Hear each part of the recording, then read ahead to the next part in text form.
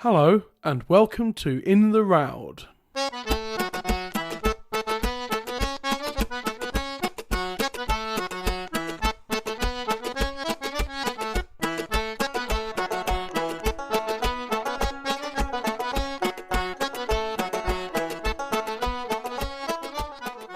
Greetings and salutations, dear listeners. This is In the Roud, a folk song podcast, and I am your host, Matt Quinn. Join me as we travel through the world of traditional folk song, one song per episode, in the order they appear in the Roud Index. Each episode will feature two guests, one providing an historical look at the song, while the other will be a singer from the folk music scene talking about their own version of the song. I hope everyone had as good a Christmas and New Year as they could have hoped for. I know that for a lot of people, 2025 hasn't started as well as might have hoped, but onwards we go. And we've got 3 whole seasons of the podcast coming this year. Season 3 now, obviously. Season 4 will start in around May, and Season 5 will come around about October. I hope you like child ballads. Across this year, we'll be covering 30 songs, and 29 of them are child ballads. In fact, looking ahead through the Roud Index, it's going to be very child ballad heavy for the next few years. The next time we reach a break from child ballads of 2 songs or more in a row will be during season 13 in the summer of 2028. So buckle up, everybody. It's child season.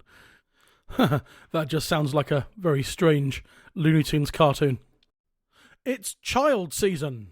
No, it's Roud season. No, it's child season. I'm telling you it's Roud season. Child season. Fire! But I digress. Let's get started on season 3.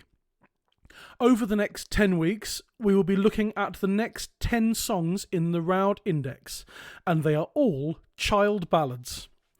We've got Roud 21, Child 4, The Outlandish Night, Roud 22, Child 5, Gil Brenton, Roud 23, Child 7, Earl Brand, aka The Douglas Tragedy, Roud 24, Child 8, Erlinton, Roud 25, Child 9, The Fair Flower of Northumberland, Roud 26, Child 11, The Cruel Brother, Roud 27, Child 14, The Bonny Banks of Fordy, Roud 28, Child 17, Hind Horn, Roud 29, Child 18, Sir Lionel, aka Bold Sir Rylus, and Roud 30, Child 25, Willie's Like Wake.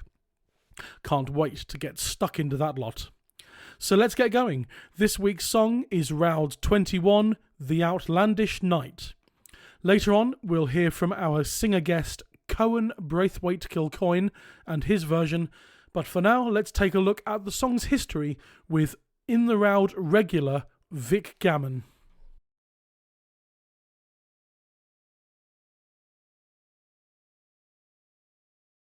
Well, hello again, Vic Gammon. Hello. Hello, it's very, very nice to see you, and for a change we're in the same room. In the same room, in my little workroom up in Hexham in Northumberland. That's right, I've seen this room quite a lot through through the Zoom window, but I happen to be up in the northeast of England recording something else for the Patreon, and then for one of the Patreon episodes, and I thought, since I'm in the area and I'm coming this way to see someone else anyway, we might as well do one of the upcoming recordings with you in the same room. It's very nice to see you, Matt. It's very nice to be in person. You too as well. Very nice indeed.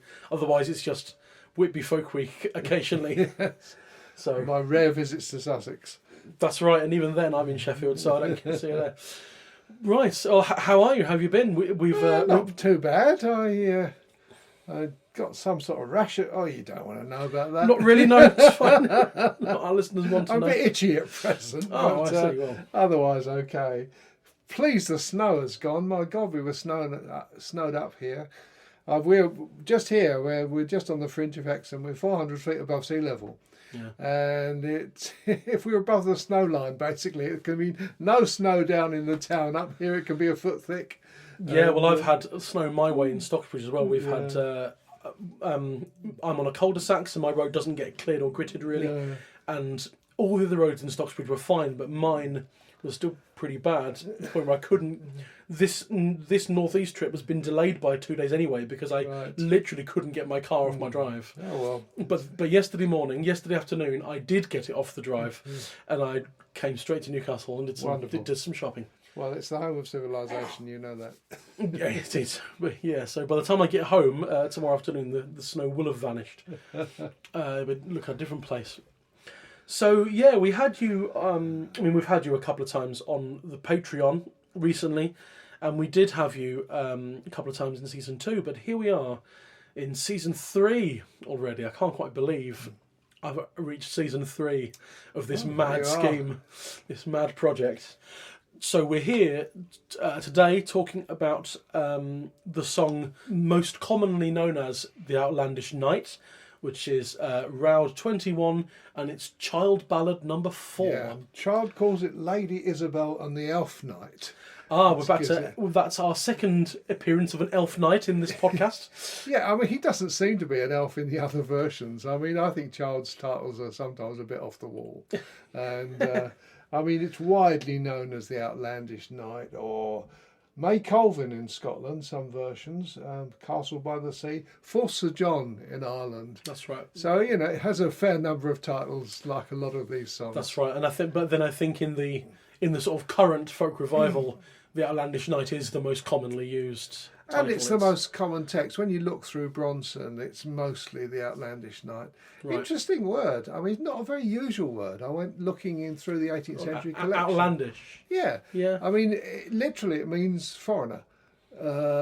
Someone from the outland. From the outland, yes. So there's a certain suspicion cast by the very title Outlandish. It's not a word that's commonly used, and I went searching through the 18th century collection trying to find usages of it. And most of them are the modern use. We think of something outlandish, something strange, something almost unacceptable in a way. And I think that's meaning is there from early on. Yeah, and it's odd because I think I've heard it occasionally, but normally, even if the title has the word outlandish in it, that word doesn't appear in the song that much. It does if you got the first verse, an outlandish night came from the Northlands. Oh yes, that states it very clearly. But that's the only time. And the very earliest version we have, a broadside version, late 18th century, starts in what we now think of as verse 2. Go get me some of your father's gold. And some versions do that. They just don't have that introductory verse at all. Yeah.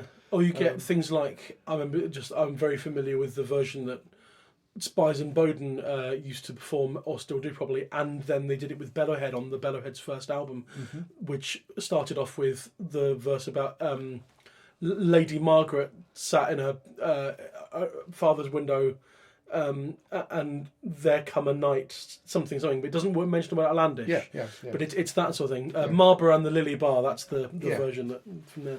I remember that one. Anyway, start us off, as always. What have we got in this song? What's the story and the plot of this song? I'll summarise the version I know, and it's really the most common English version. This night from foreign parts he comes to court a woman, and he obviously impresses her. He says he'll marry her and he'll take her to the Northlands and the place he comes from. And he requests that she gets him some gold and 2 horses. So he wants something for taking her, and she does that. She complies with him. One might say ill-advisedly. And they ride off. They ride to a place that's sometimes by the sea, sometimes by the water. Certainly water's involved. He orders her to dismount, and he just straight up says, 6 women I've killed here, and the 7th you're going to be. So that's a pretty nice. Well, yes, indeed, thing to do. Yeah. And so he then says, he tells her to take off her clothing because the clothing is just too good to rot in the sea.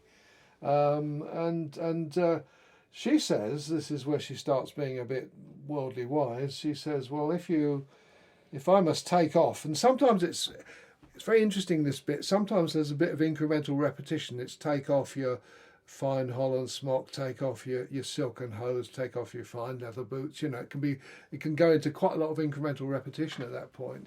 And she says, well, if I must take off these things, then turn your back. It's not fitting that such a young ruffian, a naked young woman, I mean, it's all right for him to murder her, but not to see her. But the clothes are too. The clothes are, you know. Absolutely. So he turns round,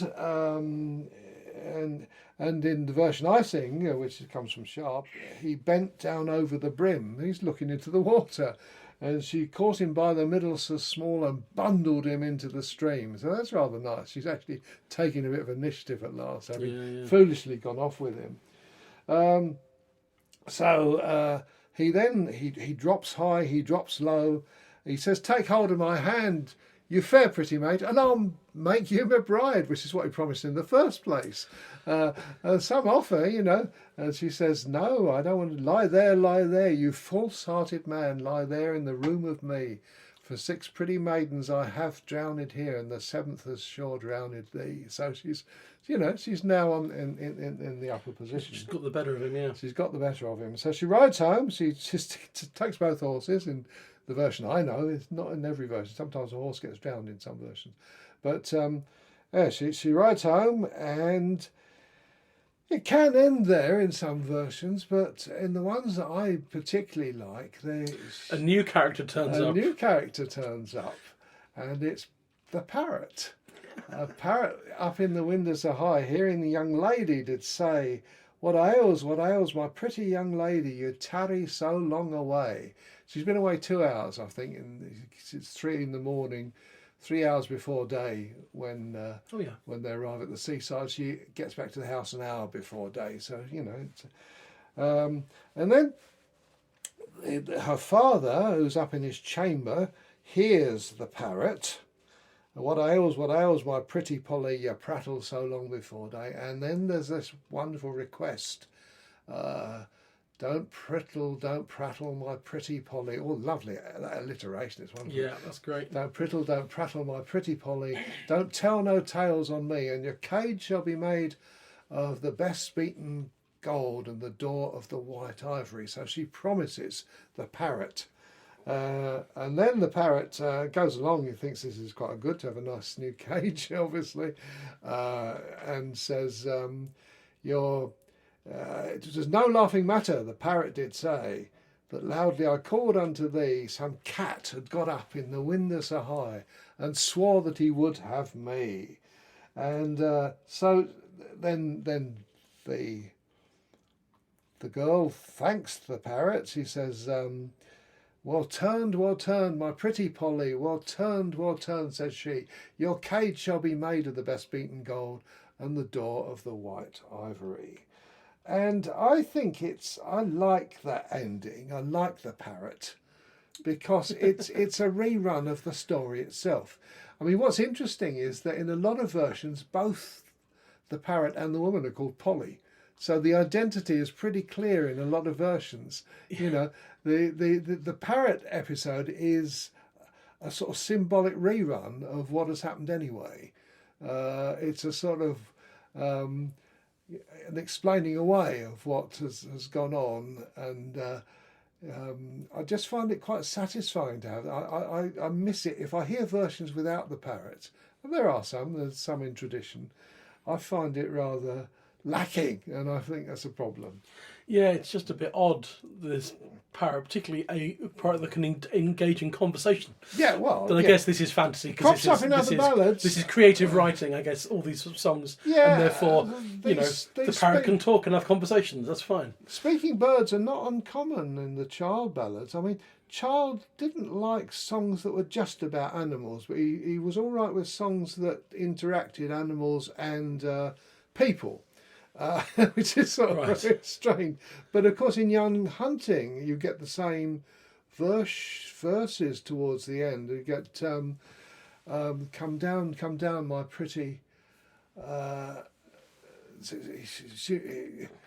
So the woman has killed the guy in Young Hunting, and she then sees this parrot bird up in the tree, and she says, "Come down and your cage. You know, the parrot's free." And now she's offering him a cage, and she says, "Come down and your cage shall be made similarly of, nice materials." But the parrot won't have any of it. That's right. And Young Hunting, in fact, that's Child 68, Roud 47. Right. And we'll come to that in the middle of season 5, which will be at the end of this year. And look, my spreadsheet says you're doing the history of that one. Oh well, there we go. We've already decided that one. It's a great ballad. I like the parrot ballads, and the parrot. There needs to be a new. That's like the child ballads. Parrot ballad 3. There is a wonderful thing called a concordance to the child ballads, and you can look up every ballad that has a parrot in it if you want to. Oh, fantastic. I love that kind of nerd. Anyway, let's get back to Round 21. So yeah, the song, normally I always ask, was it particularly popular and widespread, and how common was it? I know that we found that the Roud Index has 980 entries, and that's quite significant. That is pretty good. Because I know it's as far as we know, the Roud Index kind of entries spread from, on the one hand, you've got Barbara Allen, which is almost 2,000. 2,000, and on the Patreon, in a couple of weeks, with one of Mossy Christian's 3 choices, we're coming up to the song Between Whitby and Scarborough, around 21117, and that's got 2 entries in the Roud Index. So on the broad spectrum between 2 and almost 2,000, this having 980, it's nearly 1,000. That's not inconsiderable bad at all. It's there. It's quite a actually very interesting what Child says about it. He says in his extensive introduction. I mean, Child is into the European parallels. The reason he considers this song at all is because of what he sees as the European parallels and antecedents. I mean, it's a late ballad for Child, and we don't see it before it's in Herd 1776, and it's in a broadside of about the same time, so it doesn't appear really. And I've had to try to have a look for it earlier, and I haven't found it. Okay. So it doesn't appear till well into the second half of the 18th century. But Child wants it in. He says of all ballads, this has perhaps obtained the widest circulation. He's wrong there. Barbara Allen is more. Yeah. It is nearly as well known to the southern as to the northern nations of Europe. It has an extraordinary currency in Poland. The Germans, low and high, and the Scandinavians preserve it in a full and evidently ancient form, even in the tradition of this generation. Among Latin nations it has indeed shrunk to very meagre proportions, and though the best English forms are not without ancient and distinctive marks, most of these have been eliminated, and the better ballads are very brief. So Child's reason for including it is really his knowledge of this, his vast knowledge of this this European sort of hinterland to the ballad, which goes back a long way. I mean, a lot of writers pick up on this. Bronson is quite interesting. His introduction, he says, this ballad, one of the most impressive of all ballads for the geographical sweep of its popularity and vital tenacity, nevertheless makes no appearance in the musical records until the end of the first quarter of the 19th century. So that's about 1820 or so, the first musical notation of it.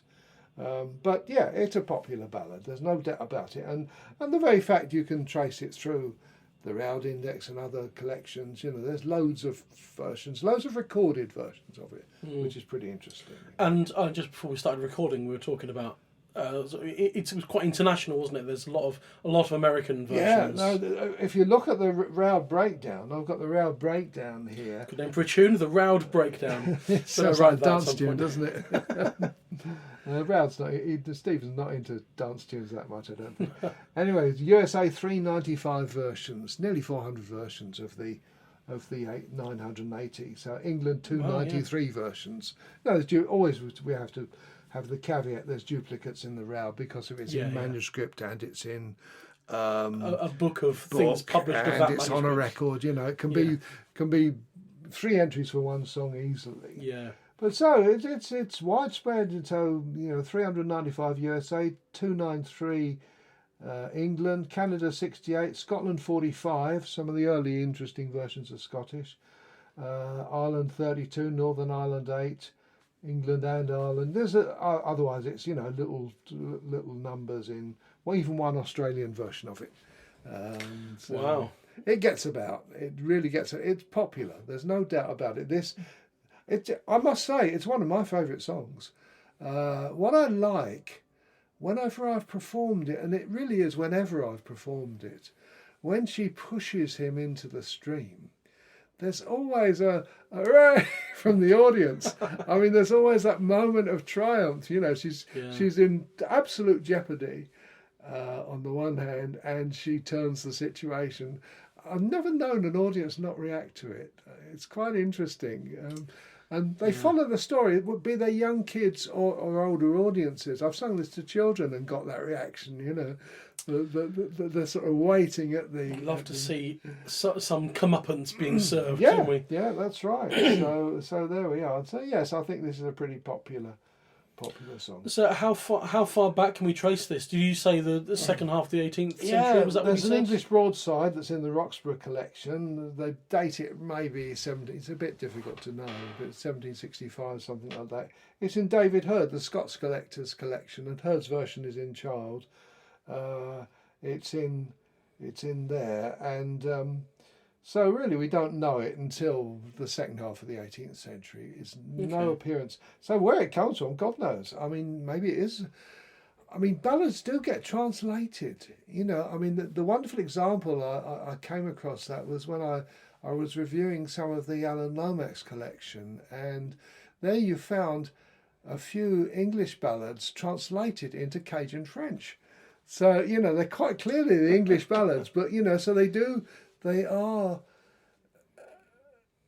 the language barriers are permeable, so I do think there's a strong possibility it comes from one of these. Absolutely. I mean, we had that on end of season 1 when we had the episode on Lord Randall, which was Roud 10, Child 12, because Martin Nail did the history for that one, and he mentioned there were some very, very old versions from Italy that mention I was so pleased to find that out, because it mentioned the character of the notary, which is why you get verses about the bequests. Who will you leave? What will you leave to your sister and mother? And we get that because in some versions he called for a notary because he knew he was dying, and the notary seems to have been missed out of all the English versions. And I always think one day I must learn a version of Lord Randall and put a verse about a notary in there, just so that you get a bit more of a continuity. But that's from very early Italian versions. So it's the story. I mean, this go back to the Outlandish Night. The story is old. It's known best in its European parallels as Bluebeard, the story of Bluebeard. Now, Bluebeard, it first comes into literature, I think, with Perrault, the fairy story writer, late 17th century French. But it's there long before. And he we're talking about a serial killer here. I mean, this is a song about a serial killer. He's killed 6 already. This is Jack the Ripper. This is, any one of the serial killers you want to name. Bluebeard, what he does, he marries everyone, and then he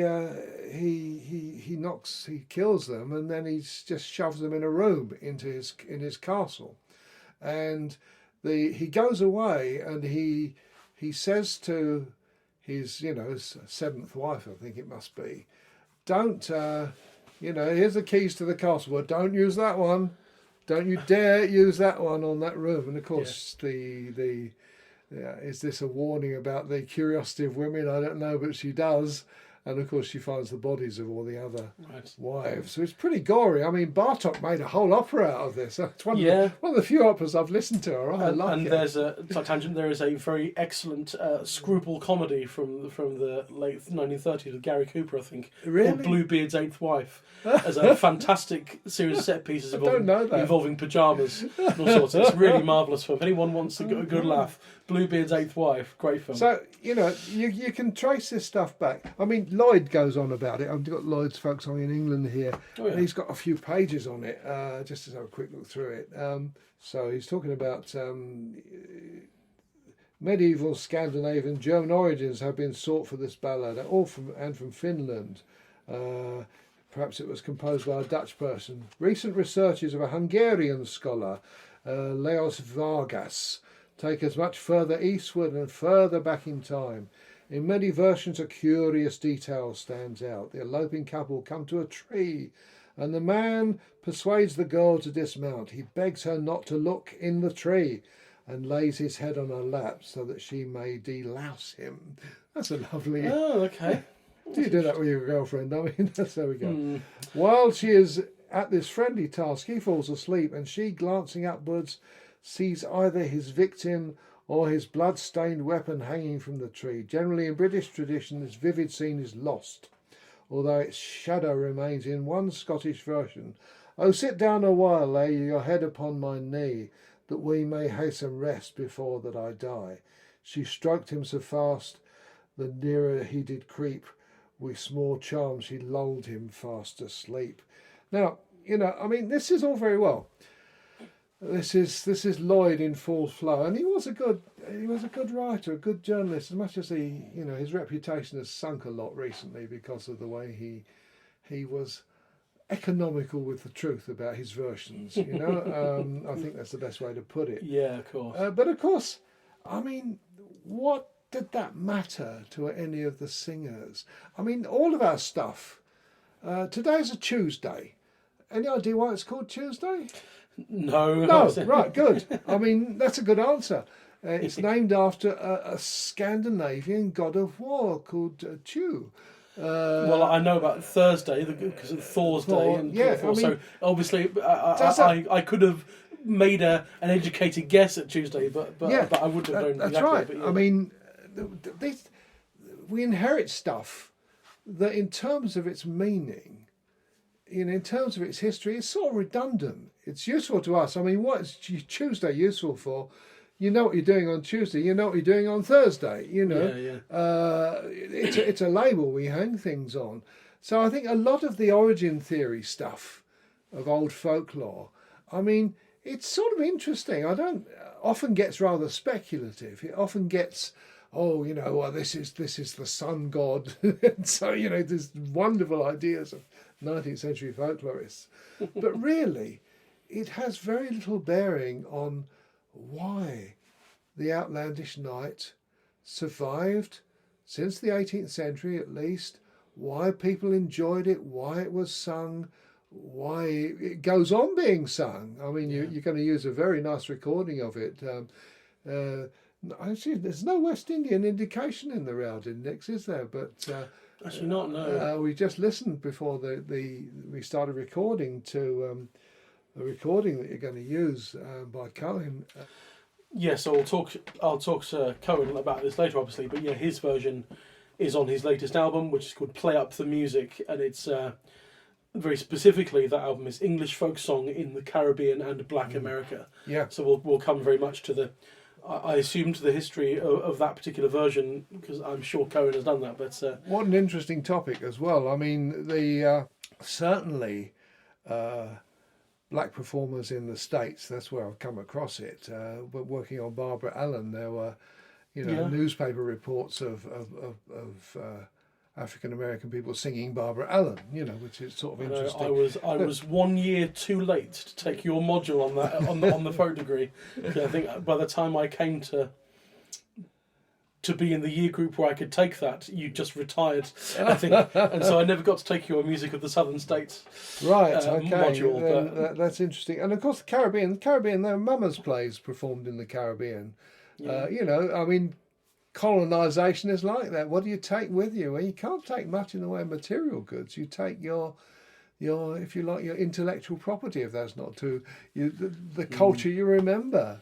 And of course, that then crosses racial boundaries and so on, and gets taken up. So I mean, that's culture. Culture is this process. And music gets sort of transported by boat, essentially, not just the shanties, but other songs, because people take their music with them. Yeah, one of my favourite recordings is, I mean, it's probably available somewhere now, but I remember back in the 1990s, I think Martin Carthy did 6 half-hour radio programmes for the BBC just on music he liked listening to.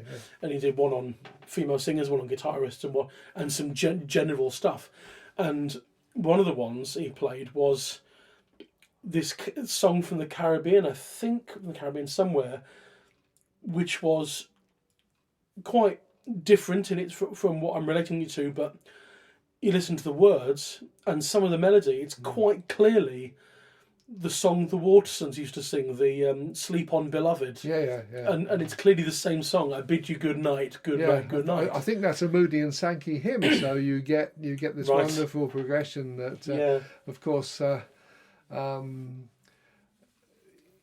because of the idea of making the quotation marks native or slave population Christians, you would present them with Christian hymns, and they would then interpret them in their own way.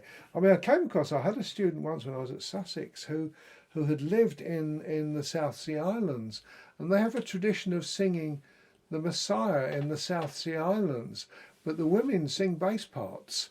They train their voices to go that low, and she played me some recordings. They were outrageously interesting. This is culture. It's never set. It's never one thing. Culture is a constant process of development and interaction, and some stuff gets lost and some stuff takes its place. That's what culture is. It never stands still. Absolutely, and I think, as we've said before, the Roud Index is phenomenally useful, and all power to Steve, but it only encompasses the sources that he has indexed. And therefore, there's going to be a lot of stuff that he's not come to, or may never come to, or may not be aware of its existence. But it's still... and therefore, we haven't got ways of seeing about West Indies and Caribbean sources in the Roud Index particularly, but... So, it's interesting. The Roud Index is a journey in a way. I mean, in as much as it gives you some wonderful signposts and waymarks, it's tremendous. I mean, it of its nature, it can never be finished. I mean, it's just the nature of the thing. I think it's wonderful that he's embarked on something like that. 55 years now this year he's been doing it. Wow.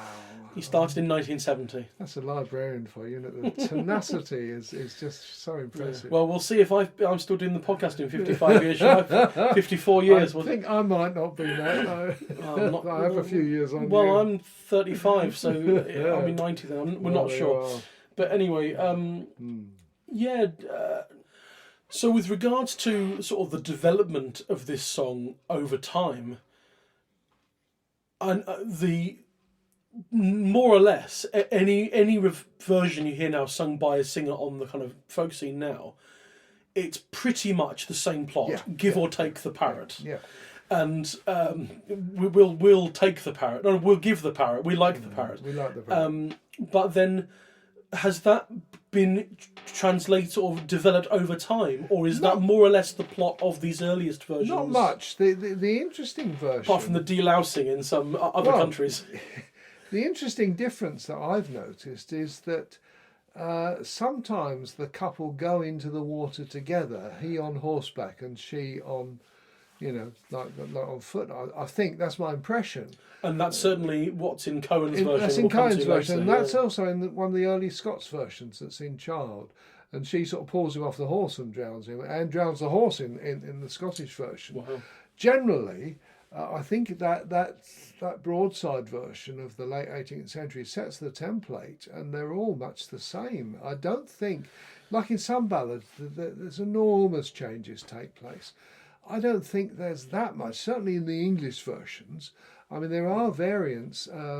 you get the Scottish is May Colvin, and we'll talk about some of the versions. There's a lovely version by a man called Watty Wright on the Kister Riches website. Lovely singing, but quite different from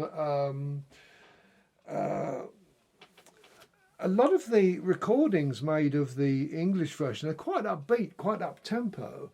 And Wright sings it in a very measured way that's quite interesting. Yeah, so whether it's a major tune or a minor tune, it's all quite up tempo sometimes. It tends to be. I mean, it's an exciting story, really, isn't it? You know, it's an exciting story, and it's a very sort of cleanly defined story and quite cinematic actually in a way sometimes. It is. I was just thinking looking at you here.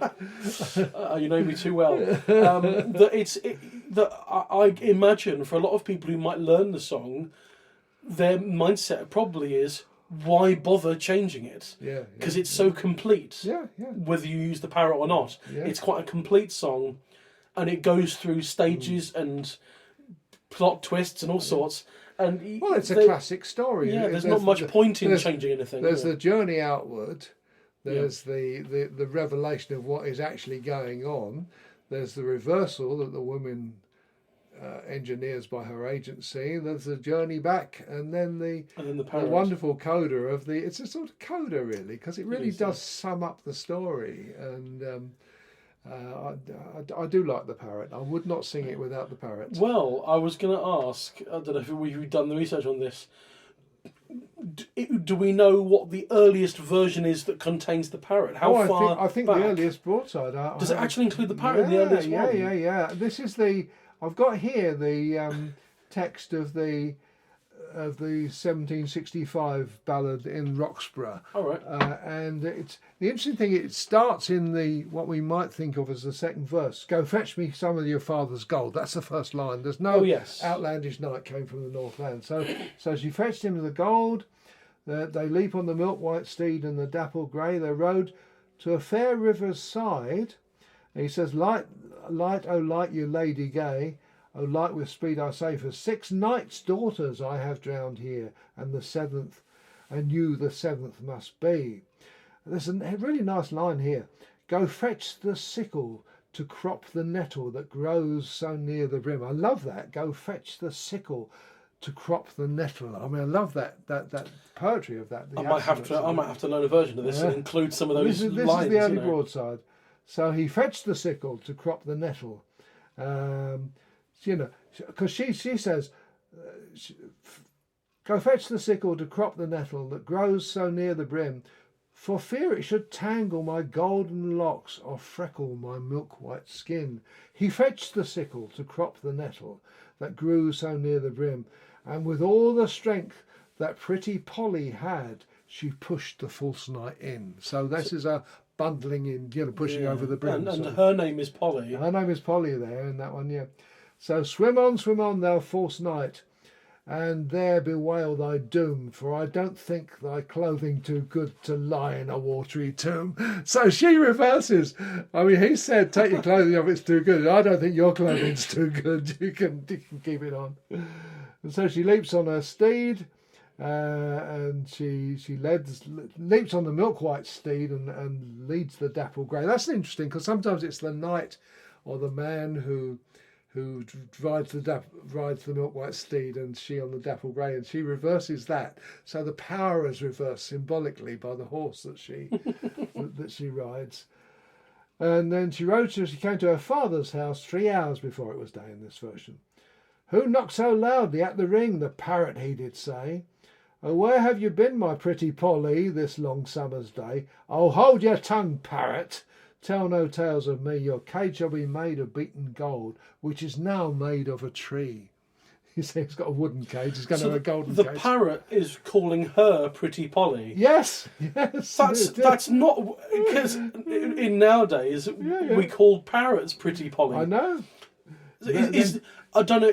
Would this potentially be the origin of why we call parrots Polly? I don't know. You don't know? No. I mean, probably not. But it's an interesting connection that in a song of this history of this reaching back in time, that even in the late 1800s, parrots Yeah. and the name Polly are closely linked.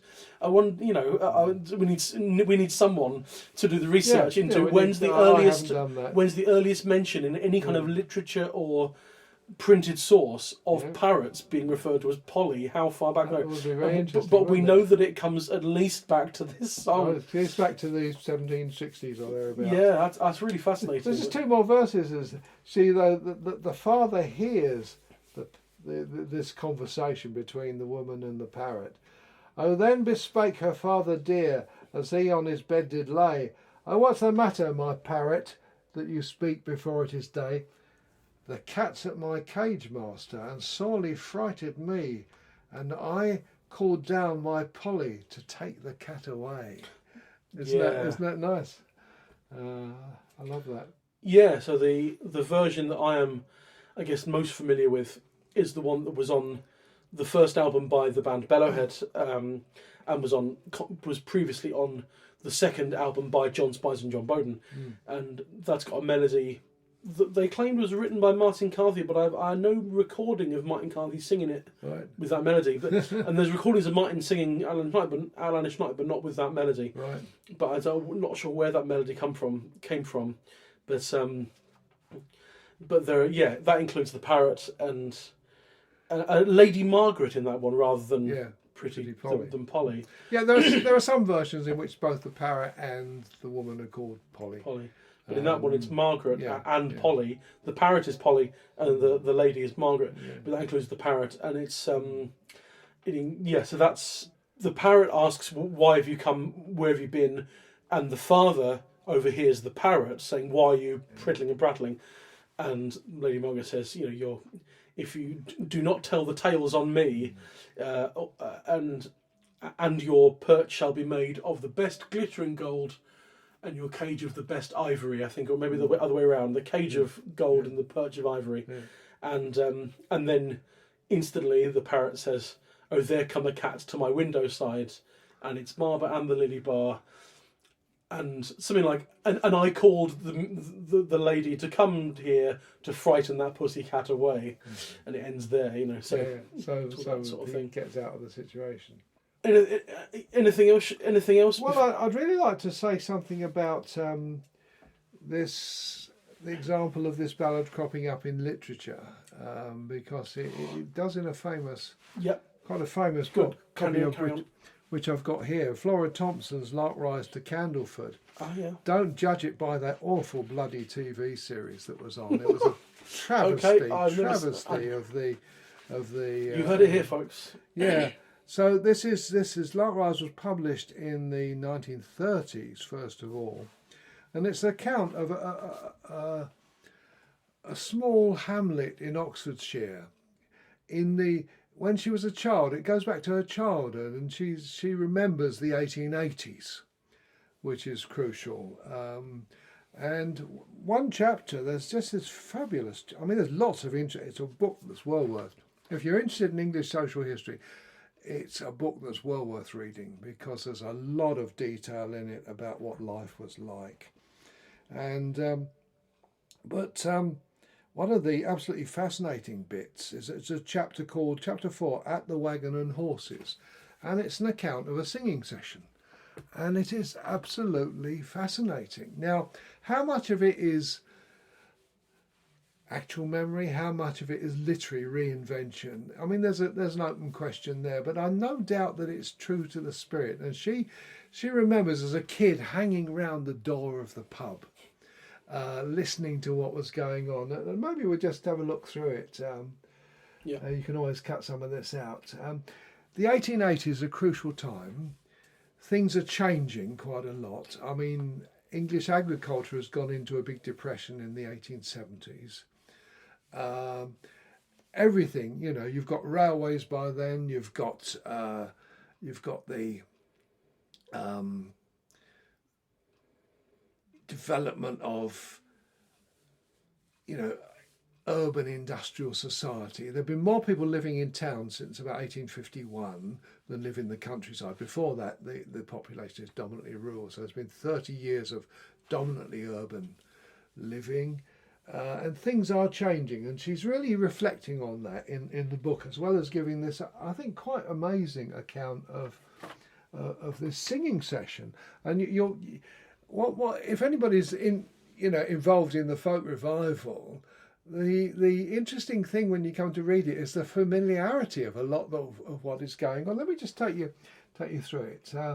So she says, I mean, I won't read it all, but she says, the world was at the beginning of a new era, the era of machinery and scientific discovery. Values and conditions of life were changing everywhere. And of course, the 1880s is the very decade that the really significant collectors of English folk songs start work. Baring Gould down in Devon and Cornwall. Lucy Broadwood produces her first book, which her uncle had done in the 1840s, but there's a new interest in it. So her Sussex songs is a rework of her uncle's John Broadwood's material. Frank Kidson, of course, produces these books. All come out in the late 1880s or early 1890s. So this is also the period at which the folk song movement, as we know it, is getting going. But right, she sees it from the other end. So she talks about railways, bringing distant parts of the country near, newspapers coming into the home, machinery superseding. Horizons were widening. A stranger from a village 5 miles away was no longer looked upon as a foreigner. So she says, side by side, but, this is interesting, but side by side with these changes, the old country's civilization lingered. Traditions and customs which had lasted for centuries did not die out in a moment. And she talks about state education and the way that's changing children and so on. Men and boys still sang the old country ballads and songs as well as the latest music hall successes. So when a few songs were called for at the Wagon and Horses, the programme was apt to be a curious mixture of the old and the new. And she then talks about the young men singing the latest sort of musical songs. Over the Garden Wall, Tommy Make Room for Your Uncle, which instrumentalist plays a melodeon tune, Two Lovely Black Eyes, and other comic or sentimental songs of the moment. The most popular of these would have arrived complete with tune from the outer world. Others, culled from the penny songbook they most of them carried, would have to have a tune fitted to them by the singer. So an interesting sort of observation of process there, Yeah. You had the words, but not the tune. You made it up. They had good lusty voices and bawled them out with spirit. There were no crooners in those days. Remember, she's writing in the 1930s about the 1880s. This is the age of Bing Crosby and so on. Not I quite like Bing Crosby, but they crooned into microphones. They didn't have to sing out like you do in a pub. The men of middle age inclined more to long and usually mournful stories in verse, of thwarted lovers, children buried in snowdrifts, dead maidens, and motherless homes. Mary Across the Wild Moor, songs like that she's referring to. Sometimes they would vary these with songs of a high moral tone. So actually someone would sing a hymn in the pub. But this dolorous singing was not allowed to continue long. Now all together, boys, someone would shout, and the company would revert to the old favourites. One of these was the Barley Mow. Trolled out in chorus, the first verse went, "Oh, we were drunk out of our noggin, the boys will drink to the Barley Mow." And she quotes at length a version of the Barley Mow. They went on, increasing the measure in each stanza from noggins to half pints, quarters, gallons, barrels, hogsheads, brooks, ponds, rivers, seas and oceans. The song could be made to last a whole evening, or it could be dropped as soon as they got tired of it. So, another favourite for singing in chorus was King Arthur. A favourite for outdoor singing as well, was often heard to the accompaniment of the jingling of harnesses and the cracking of whips as the team went afield. It was sung by solitary wayfarers to keep their spirits on dark nights. And this is when good King Arthur first did reign, he ruled like a king. He brought 3 stacks of barley meal to make a plum pudding. So she's quoting that song. Right, yeah, that's the 3 Jolly Rogues of Lynn song, isn't it? That song. Then Lukey, the only bachelor of mature age in the hamlet, would oblige with, "Me father's a hedger and ditcher, and me mother does nothing but spin. But I'm a pretty young girl, the money comes slowly in. Oh dear, what can the matter be? Oh dear, what shall I do? For there's nobody coming to marry, and there's nobody coming to woo." And she gives another verse of that. This was given point by Luke's unmarried state. He sang it as a comic song, and his rendering certainly made it one. then you get someone called Old Algie, the mystery man, would be asked for a song, and he would sing in a cracked falsetto, which seemed to call for tinkling notes of a piano as accompaniment. "Have you ever been to the peninsula? If not, I advise you to stay where you are. For should you adore some Spanish senora, she might prove what some might call singular." So that's wonderful little snatches. Then there's snatches. And one of them is, "I wish 'twas all in vain, I wish I were a maid again." So this is familiar stuff. And then, "Now all young chaps take a warning by me, do not build your nest at the top of the tree." Yeah, this is the traditional repertory, and she's recalling it. And one recent settler made up his own verses, who had only lived at the hamlet about a quarter of a century. This is likewise. Had composed a snatch for himself to sing when he felt homesick for his own village. "Where be Deddington boys? Where be they now?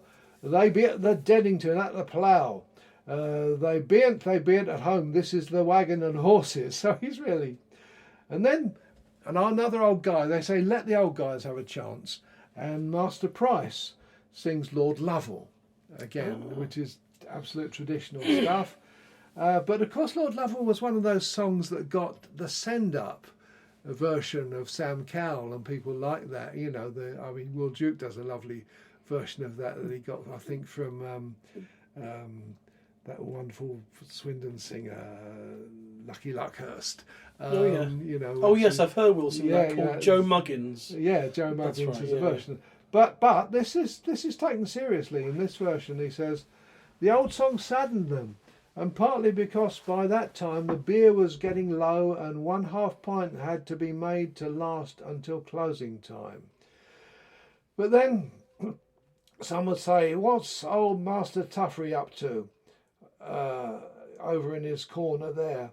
Ain't heard him strike up tonight, and there would be cause for old David. It's Outlandish night." Not because they wanted particularly to hear it. Indeed, they had heard it so often they all knew it by heart. But because, as they said, "Poor old fella, be 83, let him sing while he can." And he launches into, so David would have his turn. He only knew one ballad, and that, he said, his grandfather had sung, and had said that he had heard his own grandfather sing it. Probably a long chain of grandfathers had sung it, but David was fated to be the last of them. It was out of date, even then, and only tolerated on account of its age. It ran, "An outlandish night, from the northlands a wooing came to me." So it's a standard version, pretty standard text, of course, but it doesn't have the parrot. Oh, that's right. But I wonder if that's her not wanting to make the song just too condensing long, it just slightly. condensing it. At last the song was piped out in the aged voice. Women at their cottage doors on summer's evenings would say, "They'll soon be out now. Poor old David's just singing this outlandish night." And then she sums it up. Songs and singers are all have gone, and in their places the wireless blares out variety and swing music, or informs the company in cultured tones of what is happening in China or Spain. Children no longer listen outside. There are very few who could listen for 30 or 40. For the 30 or 40 children, that is, which throve in those days have dwindled to about half a dozen, and these happily have books, wireless, and a good fire in their own homes. But to one of an older generation, it seems that a faint echo of those songs must still linger round the inn doorway. The singers were rude and untaught, and poor beyond modern imagining, but they deserved to be remembered, for they knew the now lost secret of being happy on little. Isn't that a great account? I mean, That's fantastic. I mean, this is, this is singing sessions I've been to, which are recreations, but I remember the singing sessions with the coppers at the Ram at Full and so on, and that's what it's nice like. When folk songs turn up in literature like that. I mean, that's an account of a singing session sort of thing, but I know that what started me off in my folk songs in film kind of search and database was actually John Bowden found he was listening to an audiobook of Thomas Hardy's The Return of the Native, read by Alan Rickman, and one of the characters in it does sing Queen Eleanor's Confession, and so Alan Rickman had to sing it for the audiobook, and so it started off a search for actors singing folk songs. There's a whole that became my database of. There's a whole PhD which I've got downloaded on my old computer here that is about sort of folklore and folk song in Hardy. So it's a pretty useful document, actually. Nice piece of work. And as part of my... Not that I'm searching for folk songs in film, because you can't really search for it. You just got to, as I'm doing, just watch a lot of films and hope that some folk songs turn up. But one of the most unexpected ones did turn up was this song. And it's in the 1935 film adaptation of David Copperfield, which is really fantastic. And it includes all-star cast. Which includes... W.C. Fields, I think, and Basil Rathbone, and all these people, and an actor called Hugh Williams, who is playing the character of James Steerforth, who woos young Emily, and then they go and get married, but then he leaves her. This is quite reminiscent of the song "The Outlandish Night" in a way. There's a bit of parallels, and kudos to whoever did some of the research for the making of the film, because I think it's I haven't actually read the book. I just know from films. I think it's there's a party where Steerforth and young Emily meet, I think. And in the film, the 1935 film, the character of Steerforth performs for the assembled gathering The Outlandish Night, sings 2 verses of it, and constantly giving young Emily the eye, sort of, listen to me with my lovely voice, and there's some reaction shots of her, and she is clearly really, really all in for this guy, wooing her with... But kudos to whoever picked The Outlandish Night as the song that Steerforth could sing, because that's... I was talking to Andy Turner about this. We had Andy on the podcast last season, and he said, it's a remarkably prescient song for the character of Steerforth to sing, because it kind of preludes or even predicts his actions in a way, to a certain extent of what that character does. So anyway, that film isn't massively available, but I do have a copy recorded off the television, and I filmed that bit of the song, and it's on YouTube. If you type in The Outlandish Night Matt Quinn, I think you'll find it. Outlandish Night David Copperfield or something. Hopefully you'll find my 30-second video clip of that scene from the film. And I was amazed that it turned up in a film and in that David Copperfield adaptation. It's very interesting when writers are trying to create atmosphere. I mean, we looked at The Lark Rise, and you mentioned David Copperfield. Now, Hardy's the other one that quotes loads of songs. But of course, Hardy was really interesting because that's the culture he came from. He didn't stay in it in a way. He became this worldly intellectual. But I mean, he always harked back to that sort of society and that culture. I mean, to the extent that I saw a really interesting thing. He had a notebook. He went back, we're talking about the 1870s, 60s, 70s, and he went back to the newspapers of the 1820s, and he's picking out all the interesting stuff. And a lot of the stuff that gets detailed in Hardy, like the wife sales and so on, comes out of his research. Wow. Not just his own memory and his family, but also his actual active research of those old newspapers. Fascinating stuff. Well, I haven't actually read Copperfield. It's a gap in my book knowledge. But I wonder if there's a song sung at a party like that in the book, and whether that's a folk song, where did Dickens go to with his research? I don't know, but so I'd be interested to read it at some point.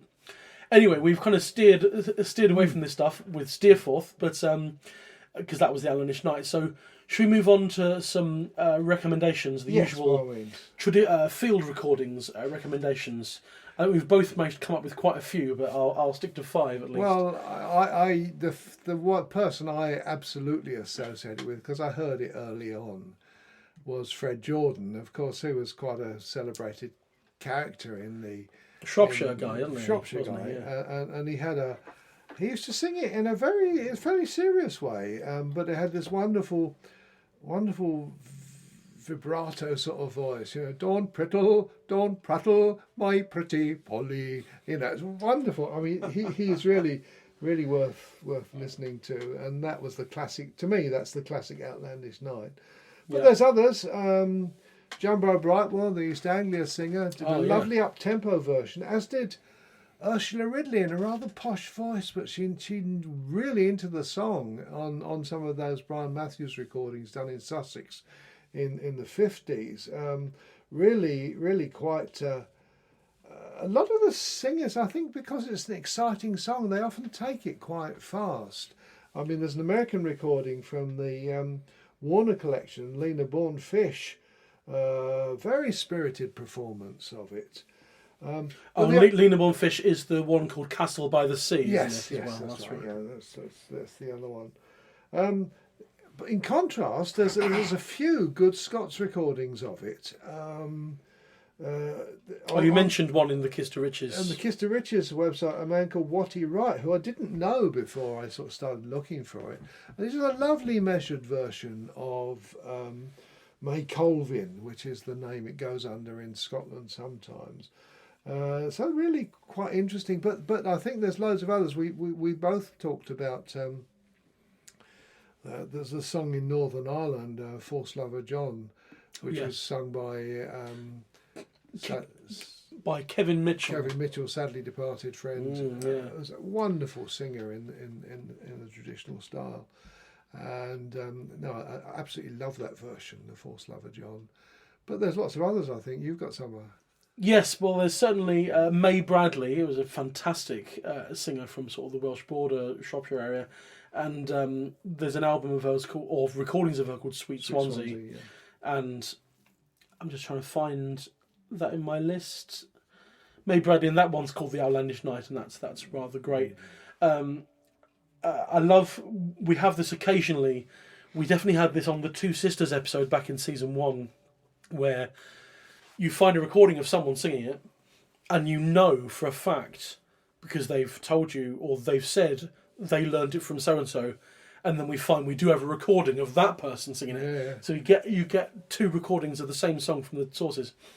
And we've got Vic Legg from down in Cornwall, fantastic singer, lovely guy. Still going, comes to Sheffield occasionally for the carols, and has his own. He's one of the residents at Bodmin Folk Club down there and everything. And his version was from his The Next Generation Back, because there's a CD from Veteran Records. Oh yes. Of was it Charlotte Reynolds and the CD's called Catch Me If You Can, and the 3 singers on it. Sophie Legg, which I think was Vic's mother. Vic and his sister Viv, and their mother Sophie Legg, plus Betsy Reynolds and Charlotte Reynolds. I think they must all be 3 sisters. 3 sisters, I think. They're made by Pete Coe, those recordings. They're really nice, and they're out on a Veteran release. Fabulous. And so there's a recording of Charlotte Reynolds, so Vic's aunt, singing the exact same song. Although I think Vic called it Outlandish Night, but I think Charlotte Reynolds referred to it as A Man from the North. But it's the same version, because that's where Vic learnt it from. And we've got both recordings, and that's fantastic. If I can, I'll always mention Mary Ann Haynes. She lived 2 streets away from me in Brighton, and I never knew her. That's amazing. Mike Yates found her, and shame really. It's a flower seller, wasn't she? A flower girl. Gypsy background. That's right, and great singer. Her performance of a song called "The Colour of Amber." Just if I had a Desert Island Disc, that would be one of them. Oh yeah, it's beautiful. Really wonderful, and it's a bit more leaning towards that kind of crooner element you were talking about. It's very croonery. And that she had a version which was referred to as the young officer. So rather than a knight or someone from the Outland or Northland, this is a young officer. Come to. So there's some kind of military sort of link there, I guess. And one of my favourite finds in my parents' LP collection that I'm gradually digitising was an LP of a Canadian singer called Lorena Clark, who I have mentioned before on the podcast. There's a Topic LP from 1965, I think, called A Canadian Garland, and it's British ballads and songs from Southern Ontario. Right. And because Lorena Clark was from Southern Ontario, and she had this repertoire of British songs and ballads. And The Dapple Grey it was called, but it's the Outlandish Night, clearly. And I won't mention any others, but I will say that I'm not sure I've got recording of it, but I'm pretty sure that Gordon Hall had a version of the Outlandish Night. I always mention Gordon Hall because I'm obsessed. I don't think I ever heard him sing it, but you know, he had a big repertory. I wouldn't have heard everything, and I knew Gordon quite well in the before I left Sussex in the early 90s. I mean, he was a regular. Yes, I mean, he passed away about 3 years maybe before I became interested in folk music properly. Wonderful presence. Yes, I've heard recordings. Chain smoked all the way through. Long songs. I know. If I sing one of his in a session now, or in Sussex at least, at the Lewis Saturday Folk Club, they will say, is this a 3-faggot or a 5-faggot song? How many fags will it take Gordon to get through while he sings it? Anyway, we won't digress into Gordon Hall, but I'm pretty sure Gordon had a version of it as well. But yeah, that's a good selection of recordings. Some American, Canadian, one potentially Welsh, I think, with May Bradley, or at least she was Welsh. Scotland, Ireland, England. Right, well... then with your guess, you've got a West Indian one as well. So. And indeed so, there we go. We'll come to that later on. And I will put links to those. I'll play some clips of some of those in the mid-episode break as usual. And I'll put links to as many as I can find in the show notes. But I think we'll wrap it up there. And sad to say, but I think this is just because of what songs are coming up in the next 10 Roud numbers. I think this is your first and last appearance in this current season. Right, okay. But, well, there's plenty of stuff to do. But we've got you on Patreon for a couple more things around this time. Maybe even tomorrow, I think. When this episode goes out, I think tomorrow you're on for an episode on Patreon. So we'll... right. So we definitely... It's been a Vic Gammon sort of heavy 2 or 3 weeks. But then we won't hear from you for another 2 or 3 months. So fine. It's been great while it lasted. But I know for certain that you're doing the history of at least one song in season 4 coming up in the summer. So we'll come to that. The Broomfield Hill. All right. That's an interesting one. If we come to that listeners will hear that in mid-June. I obviously get attracted to these songs where the women outwit the rather nasty men. You know. Indeed. Well, when I did a session at Pinewoods once. I forget exactly what I called it. Was that over in America? Over in America, and I called it Resourceful Women and Useless Men or something. Okay, yeah. Excellent. Well, definitely that one. Hopefully 1 or 2 more. We'll see what the songs are later on. But this is your only appearance in season 3. So, as usual, thank you so much for your time and effort and everything. And we'll see you again sometime. So, Vic Gammon, thank you very much. And lovely to do it live as well. Nice to see you, Matt. You too. Thanks very much, Vic. A huge thanks to Vic Gammon for providing us with the history of the Outlandish Night. As ever, at this, the halfway point in the episode, we're going to listen to a few different versions of the song sung by traditional singers. So what you're going to hear now is versions of The Outlandish Night from Charlotte Reynolds and then her nephew Vic Legg, and then also Sarah Porter, Gordon Hall and May Bradley. And then The Dapple Grey from Lorena Clark, Castle by the Sea from Lena Bourne Fish, and The Young Officer from Mary Ann Haynes. There was a man come from the Northland. He came here one day unto me. He said he would would take me back to the Northland, and that's where he would marry me, marry me. That's where he would marry me. You get me some of your mother's food and some of your father's gold, and take me tonight to your father's stable, where nags do stand 30 and 3. There was a young man came from the Northlands. He came here one day unto me. He said that he'd take me back to the Northlands, and that's where he would marry me, marry me. And that's where he would marry me. You get me some of your mother's food and some of your father's gold. You take me tonight to your father's stable, where nags to stand 30 and 3. Go and get me some of your mother's money and some of your father's gold, and 2 of the best nags from the stable, what they do stand 30 and 3. He mounted on the chestnut bay, and she on the lily white grey. They rid till they came to the deep riverside, 3 hours before it was day. An outlandish knight came from the Northland, and he came a-courting of she, and he pledged he would take her unto the Northland, and there they would married be. Go get me some of your father's gold, some of your mother's dowry, and 2 fine steeds from your father's stable, where there stands 30 and 3. Now also Turkey came from the Northland.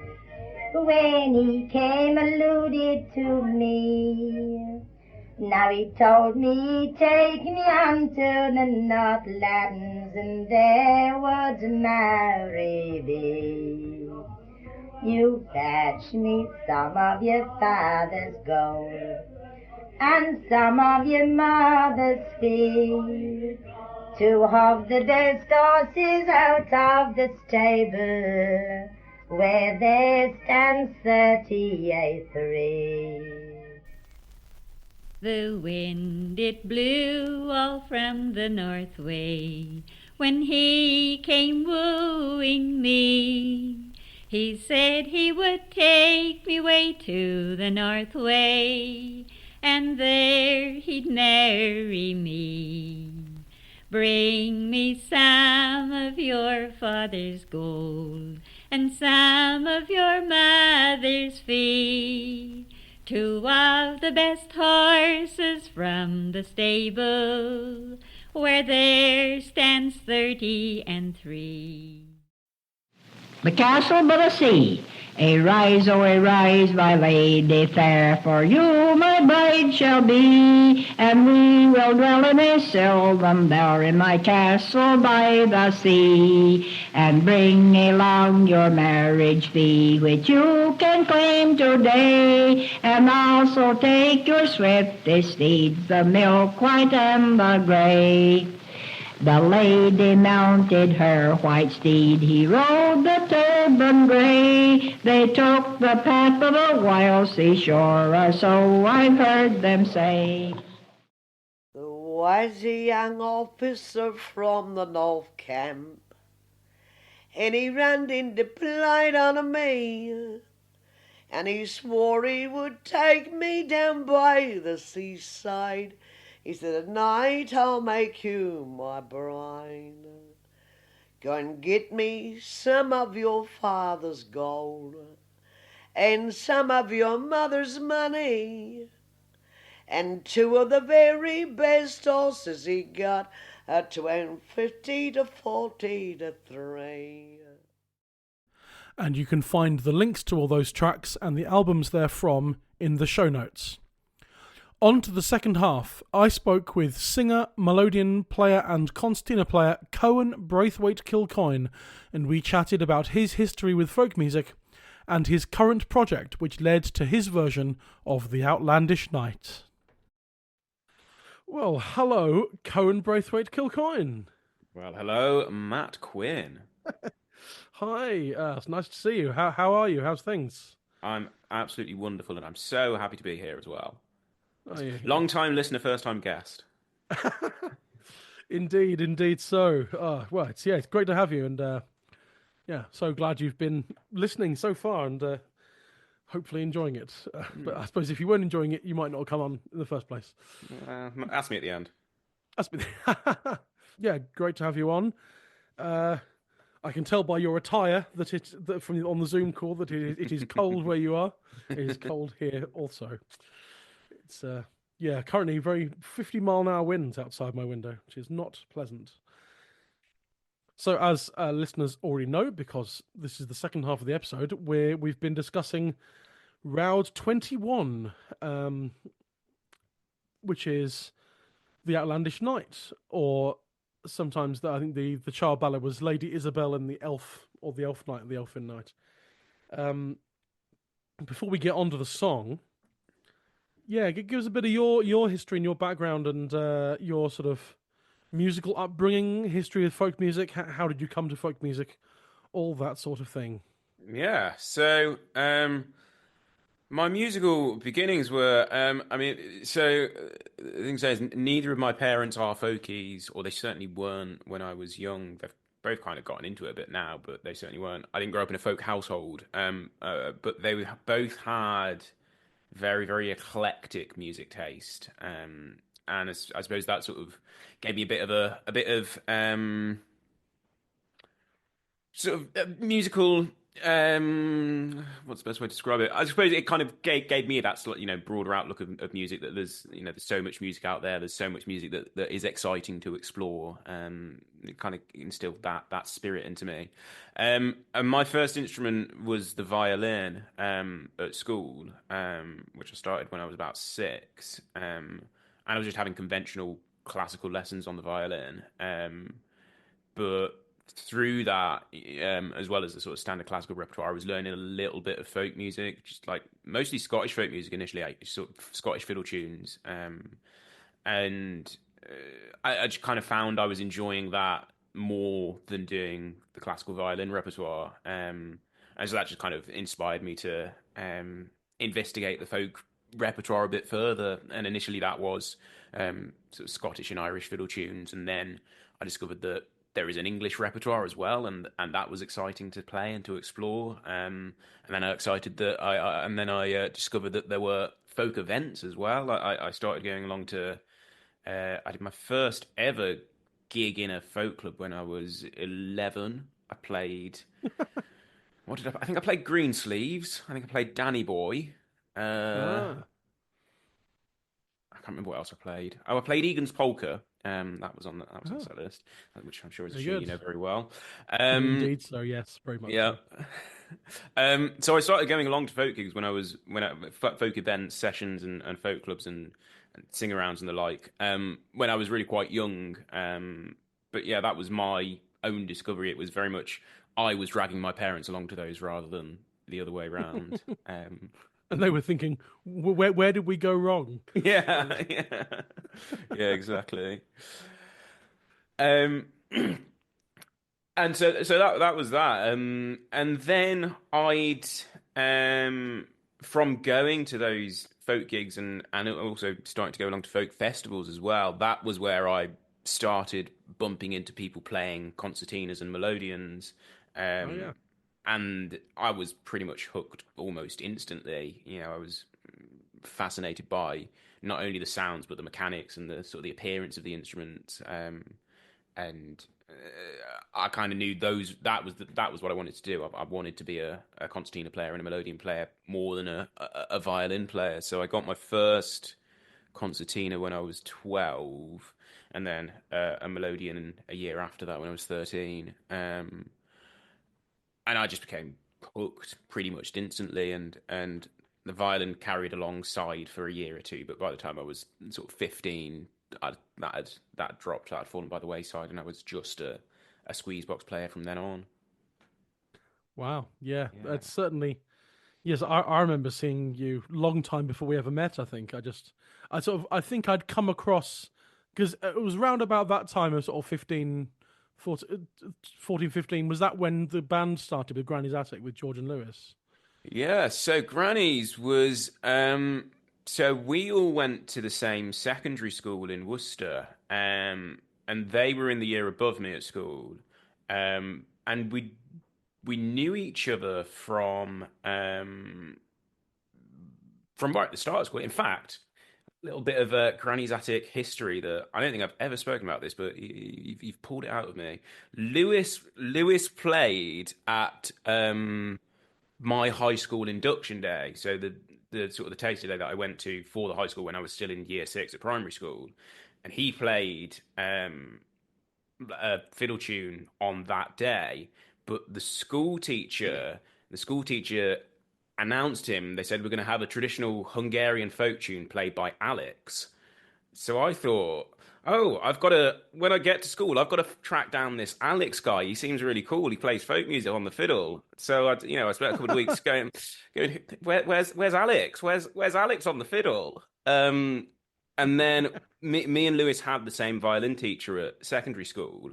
And when she found out that I was into folk music, she said, well, one of my other students, Lewis, is really into folk music, and he plays folk tunes by ear. And I thought, oh, great, maybe Lewis can introduce me to Alex then. Fantastic. Well, maybe his name is Alex. Maybe everyone's been getting it wrong all these years, and he hasn't. He's just too shy to sort of correct anyone. Yeah. But yeah, I got to know them because. Yeah, I was playing the violin when I started secondary school. That was before the squeeze boxes had come along. And me and Lewis, as I say, we had the same violin teacher, and we were in the string ensemble together. And then George, obviously, is best known as a guitarist now, but his instrument at school was the euphonium, and we were all in the school orchestra together. So we knew each other right from the start of when I was in year 7 and they were in year 8, right from the start of high school. And then me and Lewis did a little bit of fiddle tunes together pretty early on at school. And George and Lewis were quite close to each other because they were in the same year and they did a bit of music together. They were in, I don't know if George has ever told you about these sorts of things, but they won a school Battle of the Bands contest playing, I think it was Hey Ya. It was definitely a song by Outkast. But they... Oh, wonderful! I didn't know that. That's great. Yeah, they did loads of. They were in loads of like school bands, and in fact, we were also in a school band together. We were in a school ukulele band that was a quartet with one of our other friends. So Granny's Attic started off. Initially, I think we thought it was just going to be another school band that lasted for about 4 weeks, and that was that.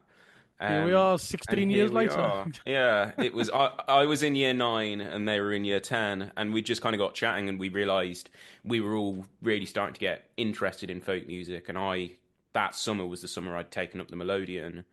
Okay. So we thought it'd be a good idea to have a go at playing some folk tunes together. And it initially just started off as something to do in lunch times, and we played school assemblies and things like that. And then just gradually we started getting very low-key public gig offers, for the first 5 years of our career. So we started, I was 13, they were 14, and this was 2009. For the first 5 years of us being a band, 90-odd% of our gigs were within a 30-mile radius of Worcester. They were right. Pub gigs and church fetes and functions and things of that nature. We didn't really do any gigs on the folk circuit as such, aside from the very odd small slot at a local folk festival like Bromyard Folk Festival we played a fringe gig at.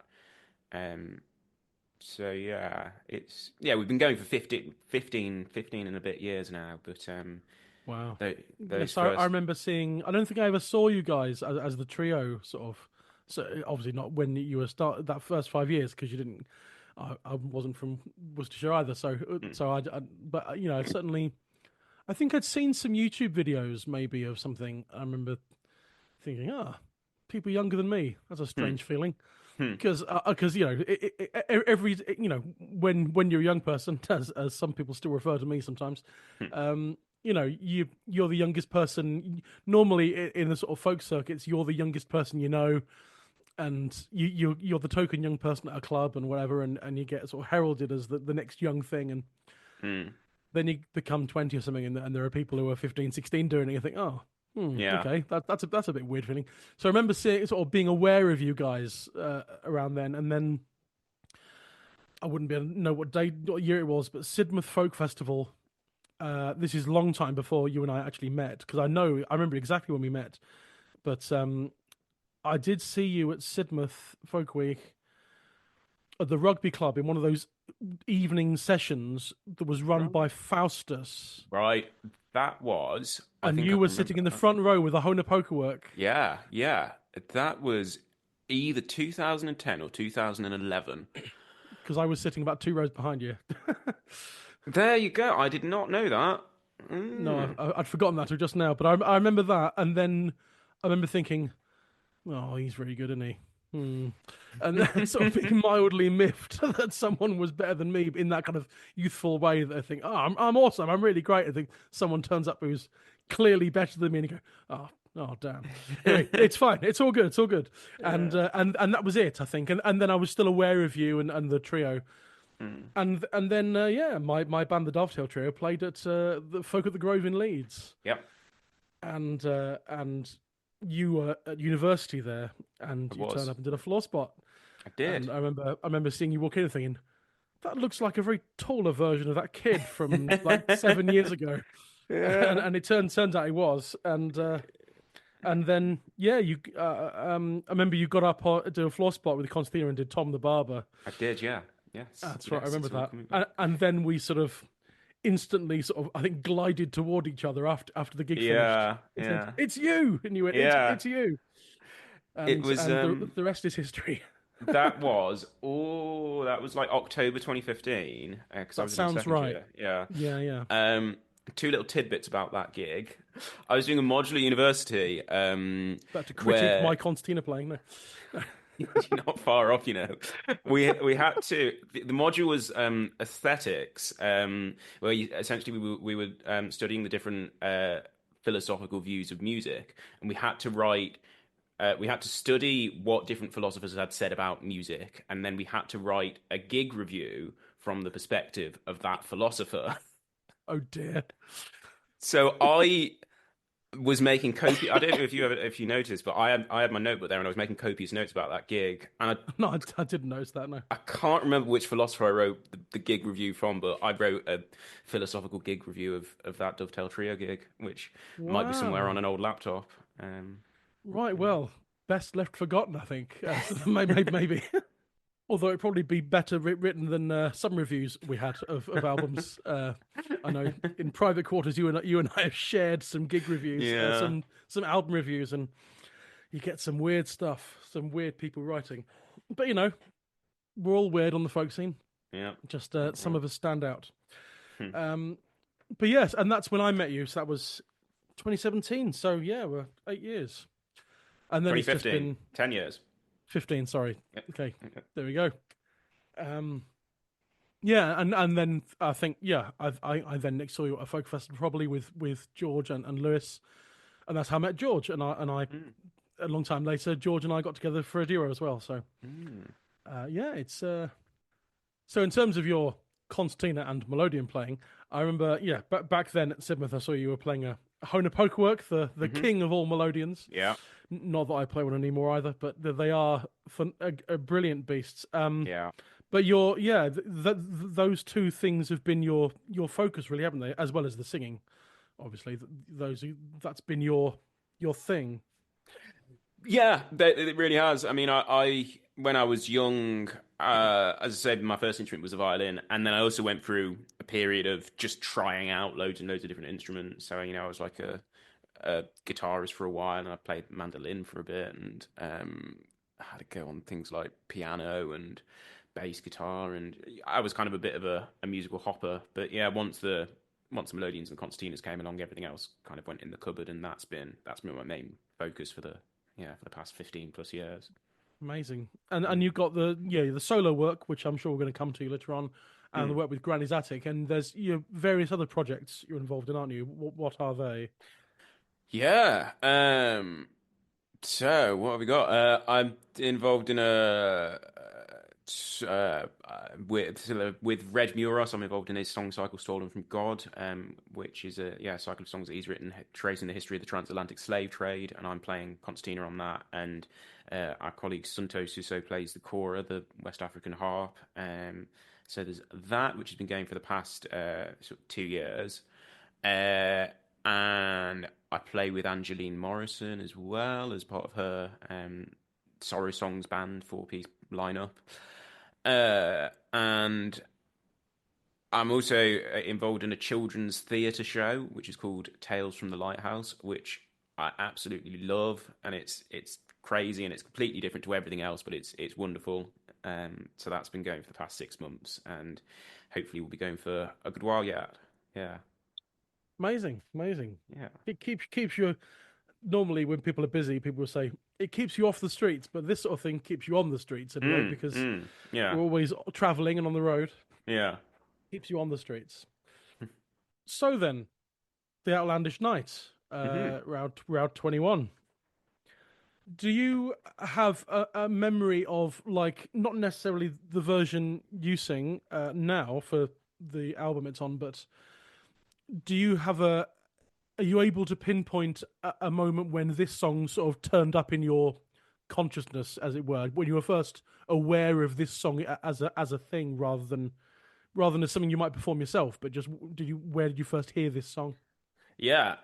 So don't know that I can pinpoint the exact time I first heard it, but I can definitely pinpoint the performers.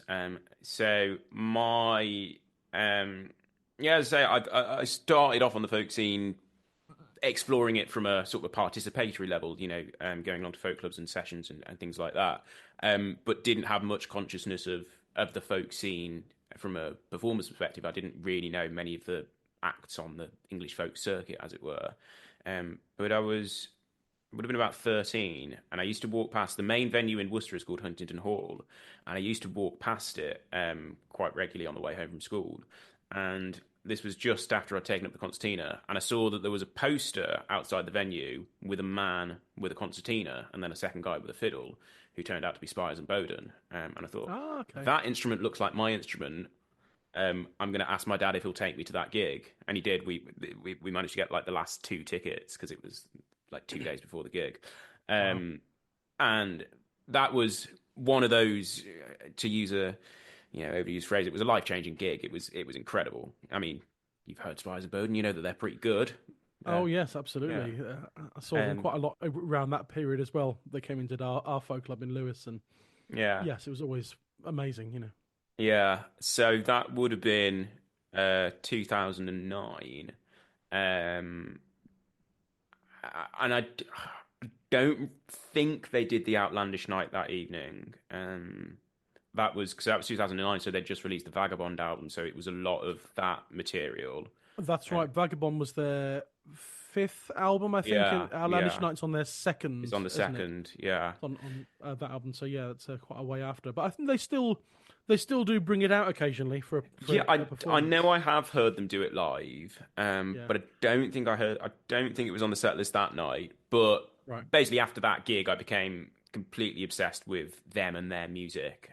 So within the next sort of 6 months, I got hold of all of their albums. So if I hadn't heard them do it live, I definitely would have heard it on Bellow, which is the album that it's on, the second album. And then, I became obsessed with them and by extension, Bellowhead, who of course did the big band arrangement of it. And then by extension, all the composite bits of Bellowhead as well, the sort of the offshoot performers, some of whom I think have done versions of it. Yeah. Amazing. Yeah, I mean that's a really good version of Outlandish Night. I mentioned that a few times with Vic. Yeah, it's a good full version with the parrot as well. Exactly. your version then, this is, understandably, I'd never heard this version before. Mm-hmm. Obviously, this is on your most recent album. Start us off with a bit about the album and the project that this album is on. The album is called Play Up the Music, English Folk Songs in the Caribbean and Black America. So it explores this idea of that shared tradition of folk songs that started life in England. They're sort of classic English folk songs and ballads, but then made their way across the Atlantic and were taken up by black singers in the Americas. And to a greater or lesser extent, it's the album came out last year. It came out at the end of 2024.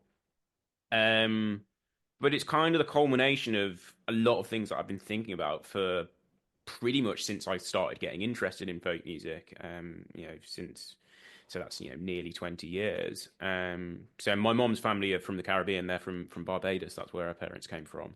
And so by extension, she's always had a massive interest in all sorts of black musics of the Americas, Caribbean music and a lot of the black American music, the gospel music and the blues music and things of that ilk. So I've sort of inherited quite a bit of that interest from her. And I've always been vaguely aware that there was this shared body of songs, this body of black versions of English folk songs. And there had been a little bit of performing of that on the English folk scene as well. Like Waters and Carthy did a song called, I think it was called The Bright Shiny Morning. Oh, yeah. Yeah, which Norma sings that song and she does an amazing performance on it. And Norma lived out in the West Indies for a few years. And she got that version from an album of Caribbean folk songs. I think it's Roud too. I think the young sailor cut down in his prime, but that's right. Season 1, episode 2. Exactly. Listeners are directed back to that for a fantastic episode. So Norma and Watson Carthy did that Caribbean version of an English folk song, and Brian Peters as well when he did his project with Jeff Davies, looking at Cecil Sharp's folk song collecting in America. He sang one of just a handful of songs that Cecil Sharp collected from a black American singer, a version of Barbara Allen. So I knew that there were these handful of songs out there that had come to light on the English folk scene. And I was just really interested to spend a bit of time seeing how much more evidence there was of that repertoire existing. It was a little bit tricky to start with, to find the sources, but one of those things, once I got rolling, you realised how deep that seam actually is. There's loads of really, really interesting repertoire out there that's just pretty much completely untouched. And so then the version of this song that's on the album, tell us about that. So this is actually one of the American ones, and it was collected by a woman by the name of Dorothy Scarborough, who was quite an authority in a lot of ways in the field of African American folklore, and she was sort of white American, European American, and she was actually both of her. So she was doing field work in the early 20th century, and both of her sets of grandparents were actually plantation owners. They were slave owners. Right. And so, when slavery ended in America, it was quite common that the formerly enslaved people would still stay within the employment of the people that had owned them. They were just paid. So she grew up essentially on plantations surrounded by black American people who were singing these old songs. So she was, even though she came from outside the culture, she was quite familiar with the black American musical cultures. So she did quite a bit of field work, looking at those African American traditions. And she published a book in the 1920s called, and excuse my historical language, called "On the Trail of Negro Folk Songs," which is it's an incredible bit of field work. So it came out in 1925, and it's divided down into each chapter explores a different category of African American folk song, and then the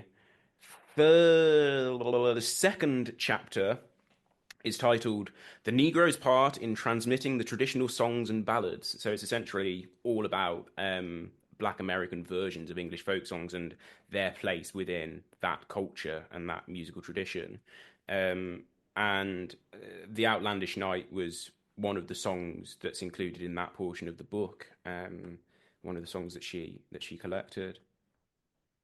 And it says here that she found it from a woman. So this was during some of her field work trips. She found it from a woman in Waco in Texas, who was Dorothy Scarborough kind of came across her by chance just while she was exploring the area, and the woman was singing she was singing a song, and Dorothy Scarborough couldn't.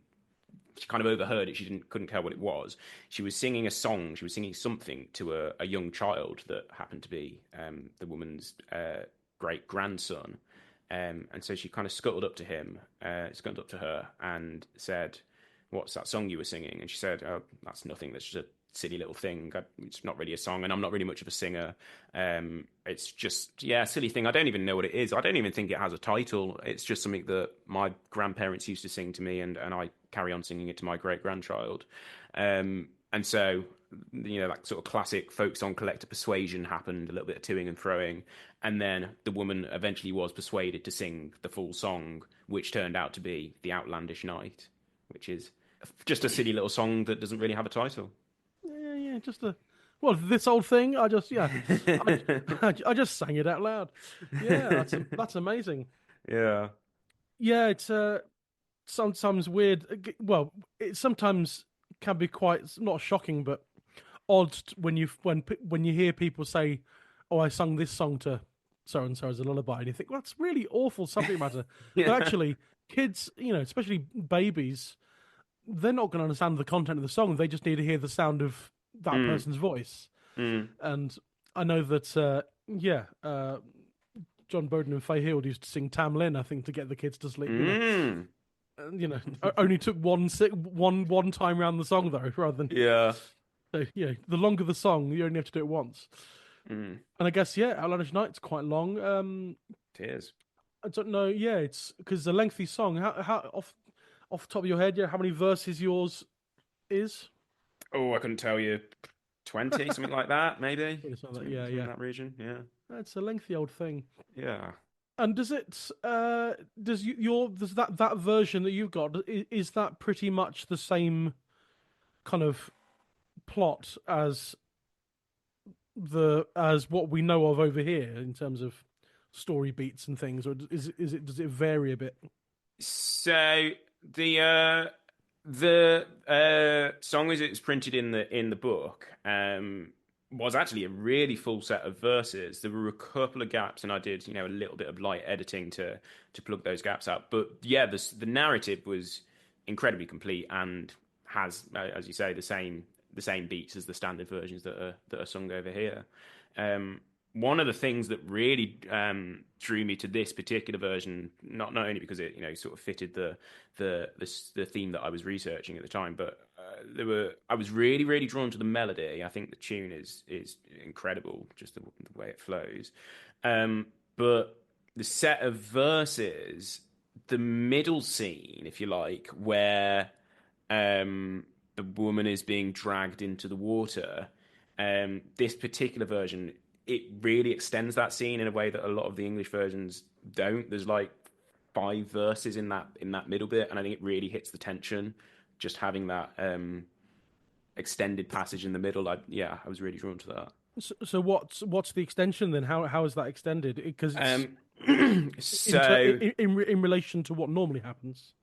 So most of the English version that I'm familiar with, it's just there is a verse where she goes into the water, and then in the next verse she gets her comeuppance. Whereas in this one, it's I'll kind of roll you out some of the verses. It's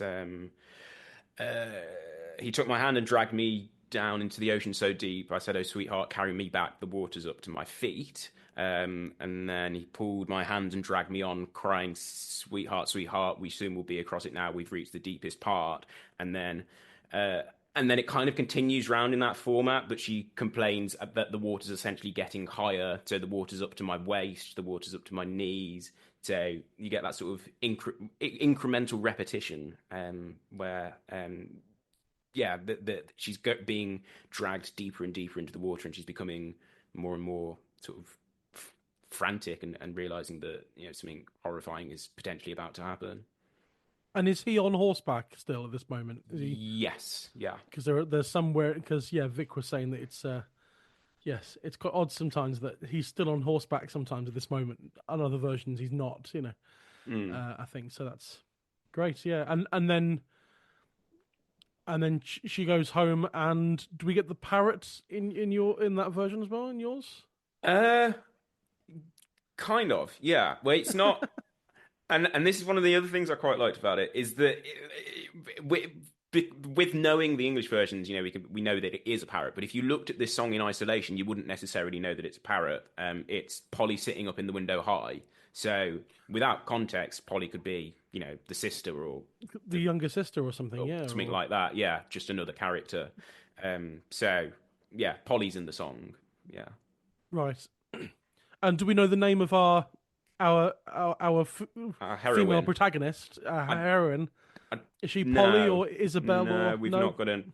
Well, in the book, Dorothy Scarborough calls the song "Lady Isabel and the Elf Knight," but that's just because she's using child's title. Right. Okay. The name doesn't crop up anywhere in the song itself. Right. Okay. Yeah, it's quite amazing how there are some songs that we covered over the podcast so far that have developed considerably from its earliest version, and I'm not sure there's any that have are completely different now, but things like the Demon Lover we had last season, where what we now know of as the Demon Lover is kind of the second half of the song. Essentially, there was a whole preamble, lengthy preamble in one of the earliest broadsides and things, whereas the Outlandish Night, essentially, it's just that, and it's always been that. Even as far away as Texas, it's still that as well. And so you're on the album. This is you accompanied, obviously, by yourself, but on the concertina, Anglo concertina. It is. Yeah. And I played a bit of that to Vic Gammon. He was very impressed, but he's also an Anglo concertina player. Yeah. He's very keen on playing counter melodies and things that aren't just the melody underneath. Yeah. Which, unfortunately, is one of my things I do quite a lot. But I don't practice as much as other people. I'm too busy doing a podcast. I haven't got time to practice the concertina. Yeah, it's overrated. But yeah, I mean the arrangement of this song. So, as I say, the album came out in 24, and kind of the idea had been bubbling away for a while. But I really kicked into the research for the album in around 2020, and this was one of the first songs that I found that I knew I wanted to include. Probably late 2020, maybe early 2021. But it took me so long to work this one up. It took me probably the longest I've ever spent on a song, actually. It took me about 2 years. Wow. Just really kicking it around in different forms. So, in fact, one of the first things was getting the key and the register right. It's incredibly musical nerdery, but I was doing it in G for a while on my main concertina, which is CG, and that wasn't really fitting right. And then I tried it in a few other keys on that concertina, and it kind of wasn't fitting right. And then that summer, I bought a new concertina in a different tuning in A, which is sort of in Anglo concertina terms that puts it in the tenor register,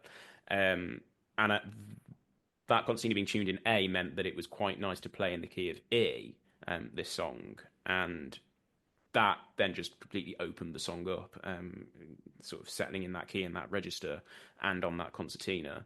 So that took about 6 months finding the right key and register for it. And then, I mean, it's like you say, it's a long song. There's a lot of verses in there, and they come quite quickly. And the tune as well, as I say, the tune really excited me, but it's quite a tricky tune. It's kind of it's that whole thing that Martin Carthy kind of talks about songs in one. It's quite an irregular tune. It's a time signature of one. You almost can't count it in, can you? Yeah. Is that melody, is that an exact replication of what was collected, or have you sort of amended it slightly in any way? So yeah, I mean, the tune, as it's notated in 2/4, but it's notated in a really weird way where a lot of the tune crosses the bar lines and is tied. So I kind of started with that melody, but around that time I was also doing a lot of music transcription work for a book that came out a couple of years ago called A Secret Stream, and I was spending a lot of time transcribing traditional. So that book focuses on songs that were collected from Romany, Gypsy, and Traveller singers and musicians. And I was spending a lot of time listening to those field recordings, and I was really interested in the way that a lot of the singers on there were using melodic variation, and sometimes they would have like two quite distinct tunes within the same song. Like they'd start off the first verse with one tune, and then the remainder of the song would be sung to a completely different tune, or which is, I just really love that. Or they'd have sort of more subtle variations where, you'd have a different melodic flourish within the middle of the verse. And I was really interested in that, and I kind of wanted to capture a bit of that spirit in this song. So it probably comes across better on the album version of this, where I'm kind of picking out those tunes with the concertina as well. But yeah, I wanted to get quite a bit of melodic variation within this song, kind of to help with that sense of narrative as well, that sense of storytelling. Yeah, and so I've found through my work with folk songs and this sort of thing is that, sometimes the melodic variations kind of turn up naturally due to the way the words scan, depending on, sometimes you get a line that has 3 extra syllables, so you just have to, you could try and cut it down and even it out, but it's much more interesting to keep the words as they would scan in its full form, and then twist the melody and the time signature in that bit exactly to fit that. I do that. There's a song I do with George, Sheffield Park, where we did that slightly as well, and it makes it much more interesting and less sort of uniform in that way. I like it. Absolutely. And yeah, that was one of the things that came up when I was doing this this song, and one of the reasons why it took so long to work up is that some of the verses are very uneven, very sort of inconsistent in the number of syllables that they offer from verse to verse. So yeah, there was quite a bit of consideration as to how to slot those in and how to make up those extra 2 bars of melody or whatever that was required in a way that didn't feel disjointed with the rest of the tune. And then listening to your version, it caught me off guard with the end, the way the melody ends on each verse with that repeated line. Is that repeated line part of the original collected version? Yes, it is. Yeah, because that caught me off guard, because obviously the last line is the words, but that melody, ba ba da da da da da da da, and then you expect, if it does a repeat or the refrain, you expect it to be that again, the full line, but it doesn't. It stops halfway through. Yeah, and then it ends on the note, the 5th note of the scale, which can then either be played as a chord 1 or a chord 5. But that caught me off guard the first time I heard it. In a good way. In a good way. Yeah. I'm not gonna tip the table over with disgust at that. But he didn't end on the 1. But it's it's. I love how, folk songs in general, but melodies of folk songs and whatever can just be so. Everything can be so different and so sort of. There's no rule with any of this stuff. Anything can yeah, you can do whatever you want with it, and anything can happen in any way, and it makes for a much more interesting musicscape, if such a Yeah, word exists. absolutely. You know, great. And so that album is available to buy, I assume. It is in all the usual places. It's on. You can get it via my website and the Granny's Attic website, and on Bandcamp and the usual downloading platforms as well. It's on all the usual places. Anything else you want to mention or talk about before we come on to the recommendations section? Don't think there is. Okay. Recommendations. Yeah, so as usual, with these episodes in the first half with the history guests, we recommend some field recordings, and in the singer half, we recommend some revival recordings. What have you got for us, Cohen? So I would start off with We've already mentioned them. We've already mentioned it, exactly, the recording that got me hooked on this song, which is the Spies and Bowden version, and then by extension the Bellowhead version, which is the same version, but expanded in that big band arrangement, which is on the Burlesque album, the first full Bellowhead album, which is it's an incredible arrangement, as is the Spies and Bowden one. That's I think that's one of the things that Spies and Bowden I think did really well, was that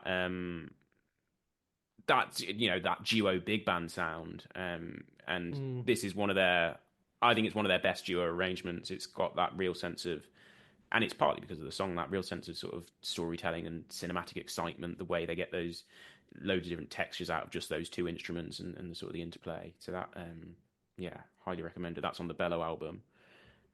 That's right. Bellow, that's 2003, and then Burlesque with Bellowhead is 2006. Yeah, I always impressed by particularly. Oh no, not any shade towards Bowden, but particularly John Spires on with his melodeon playing, because I remember him talking to me about this, and he's saying that he basically, for a long time, doesn't treat the bass end as like part of the melodeon. He treats the chord buttons. You pretend the chord buttons are the guitar, and the bass notes as the bass guitar, and pretend they are separate instruments played by separate people. And there's a lot of that in the Outlandish Night of little bass runs and chord work, and then there's the right hand stuff as well. And yeah, it's that's certainly one of the defining factors of Spies and Bowden repertoire is the amount of it doesn't sound like two people; it sounds like three or four people. Yeah, and that's partly due to the fact that obviously Bowden can fiddle sing really well. Yeah, but also I think a key factor in that is John Spires' left hand. And so yes, always amazing stuff. Spires and Bowden and Bellowhead. Yeah. Who else? Absolutely, and as by extension of that, I mean the kind of the way I got interested in folk music and listening was through Spires and Bowden, and then doing that sort of music geekery thing of reading the sleeve notes and seeing who they were learning their songs from and who had inspired them. And so that, eventually led me to all sorts of other amazing performers, Martin Carthy, Nick Jones, Peter Bellamy, Pete and Chris Coe, all these people that were cited in the sleeve notes of Spires and Bowden and Bellowhead and the various offshoots. And so that Outlandish Night song was probably one of the first things that led me towards Martin Carthy, and they credited Martin Carthy as their source for this song. And Martin Carthy recorded an amazing version of this song as well. Yeah. Oh yeah, that's on the album Shearwater from 1972, which is his first album. Not that anyone cares. It's the first album he made solo after he left Steel Ice Band for the first time. Well, there you go. So, but Martin Carthy. I mean, has there ever been a bad Martin Carthy arrangement of a song? I don't think there has. No. No, exactly.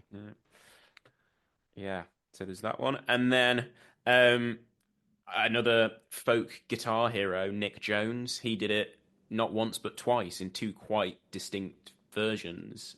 So it's on his first album, which was called Ballads and Songs, which is that 1971, if I remember correctly? 1970. 1970. And then Nick Jones is the second album. Is that 71 or is that 72? That's 71. 71, yeah. So there's two very distinct versions on those two different albums. It's astonishing because you wouldn't dream of doing that now. No.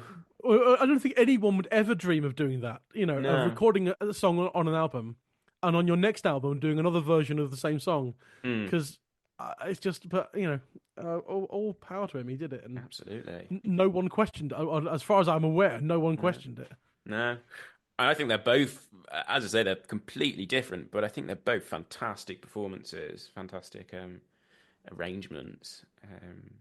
I mean, a lot of people speak very, very highly of his Penguin Eggs album, and for good reason. It's a great album, but I really love those first two. They're he's almost like a completely different musician on those early albums, on particularly those first two. But I really like them. I particularly like the song choice and the repertoire on those first two albums. Yeah. Yes, it's very, very great. Yeah. Any others? Or I've got a long list here, but if you've got any others you want to recommend? Who else have we got? Who haven't I mentioned? Yeah, I haven't mentioned my former tutor while I was at university. Pete Coe did quite a nice version of this on an album called In Paper Houses.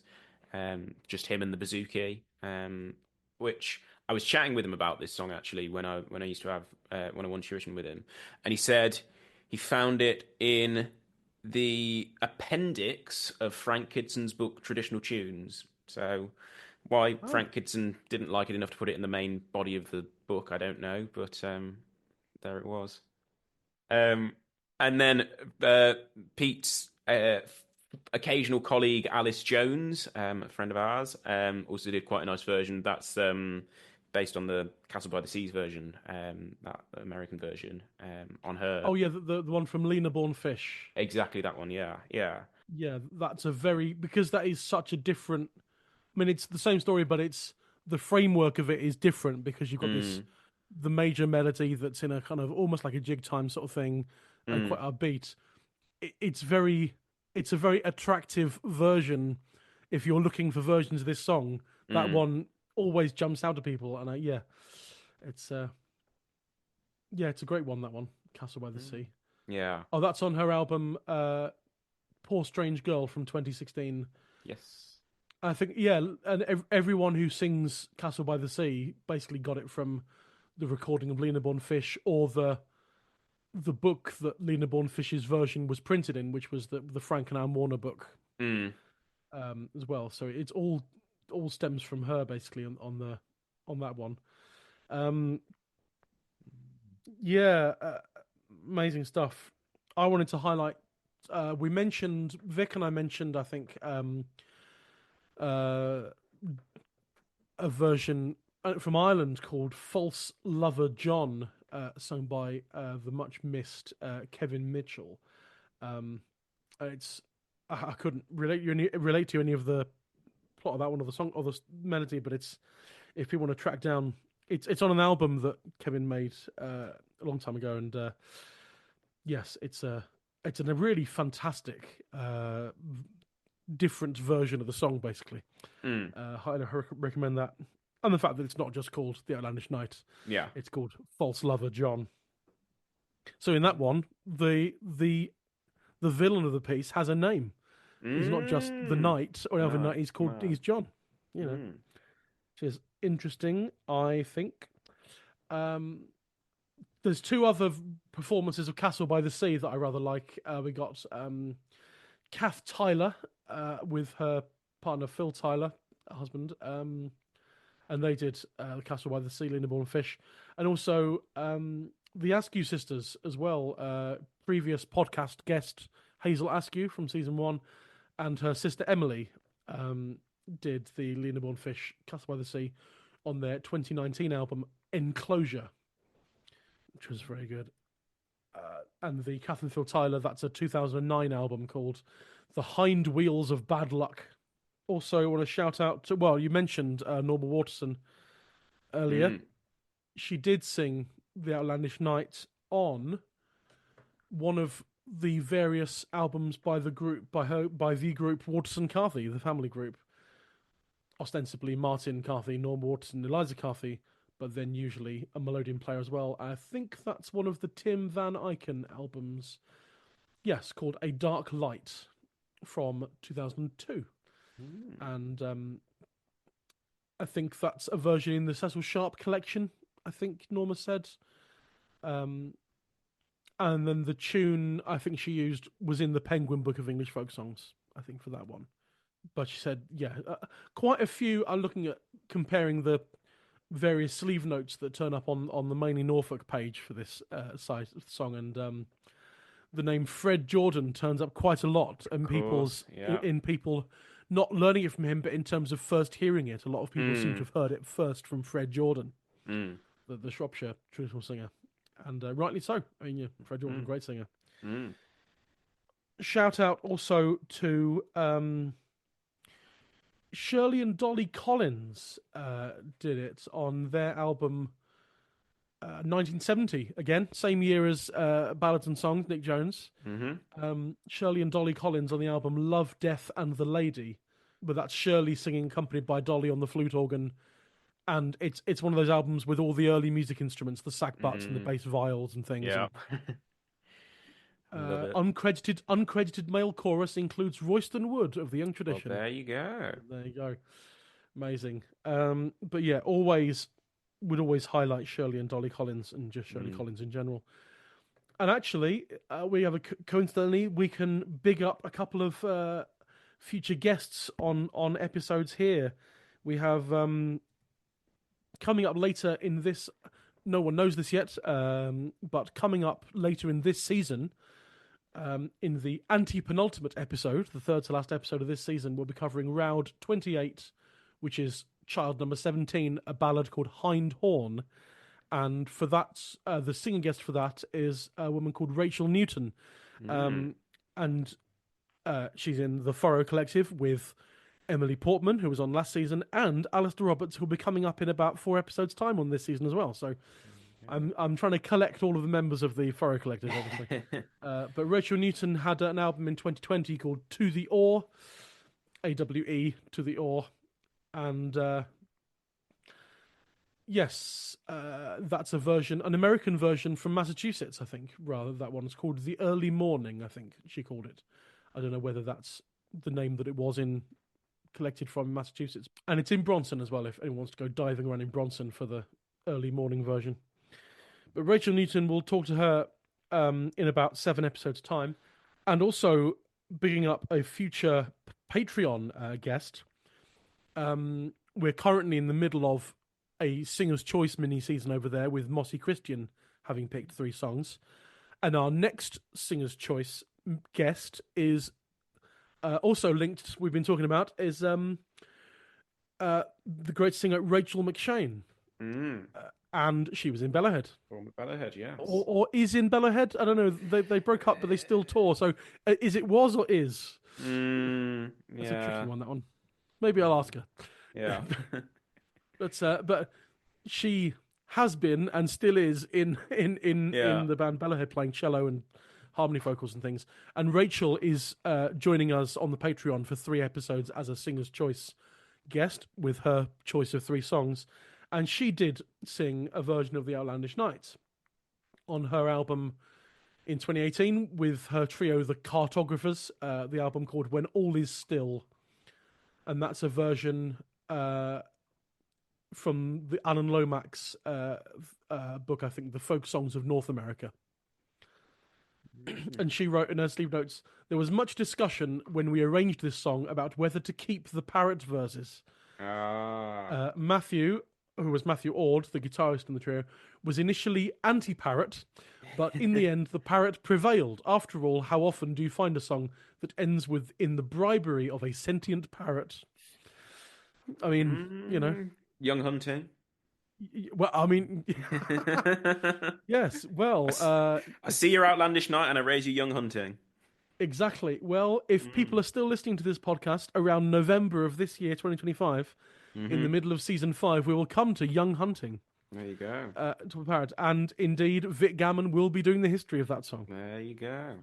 He obviously likes parrots. And men who get their comeuppance from strong women. What does that say about him? I don't know.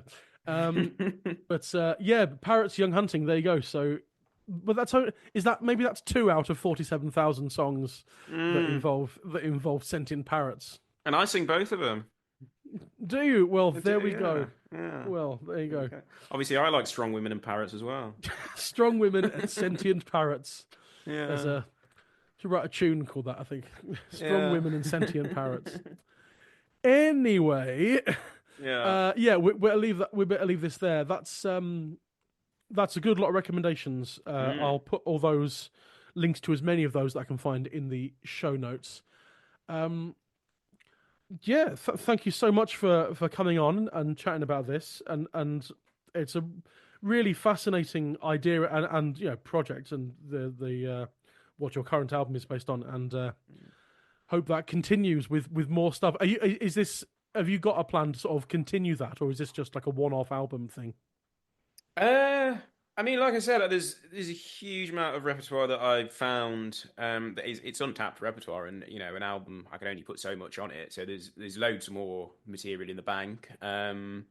Whether I make a Play Up the Music 2 kind of remains to be seen. I have other ideas that son of Play Up the Music. I like it. Great grandson of Play Up the Music. Yeah, no, I have other ideas for things that I might do with some of the songs, but they're in a quite a different setting. So yeah, there might be other things exploring the same idea and repertoire. Nice, cool. And so, if people want to see you live, for example, have you got any gigs coming up from the date of this episode airing? What have you got coming up in the pipeline? Yeah, so from the end of February, I am starting my solo tour. That goes from late Feb and continues into April, with gigs through late Feb into March and into April. And then from the end of April into May, we're on tour with Granny's Attic. And then I'm back out solo in June, and then more stuff later on in the year in all the different guises. And yeah, all the details will be on my website and my social media pages and the Granny's Attic website. So you can see more there. We'll put links to those in the show notes. Amazing. Well, thanks so much for doing this. Very welcome. It's been very great to have you on, and I'm sure we'll have you back. Certainly, I want you on the Patreon at some point in the future for a Singer's Choice mini season of 3. So you can pick whatever songs you want, and but I'm sure we'll come to another song in the Roud Index numerically going forward in the Roud Index. But in the meantime, Cohen Braithwaite-Kilcoyne, thank you very much. Thank you very much, Matt Quinn. There was a tall and handsome man, he came a-courting me. Set still out after dark tonight, and come a-riding with me, come a-riding with me. You may ride your milk-white steed, and I will ride my apple bay. We'll ride out from my mother's house, just 3 hours till day, until day, just 3 hours till day. So I mounted on my milk-white steed, he rode his apple bay. We rode out till we come to the seaside, then my lover did say, he did say, then my lover did say.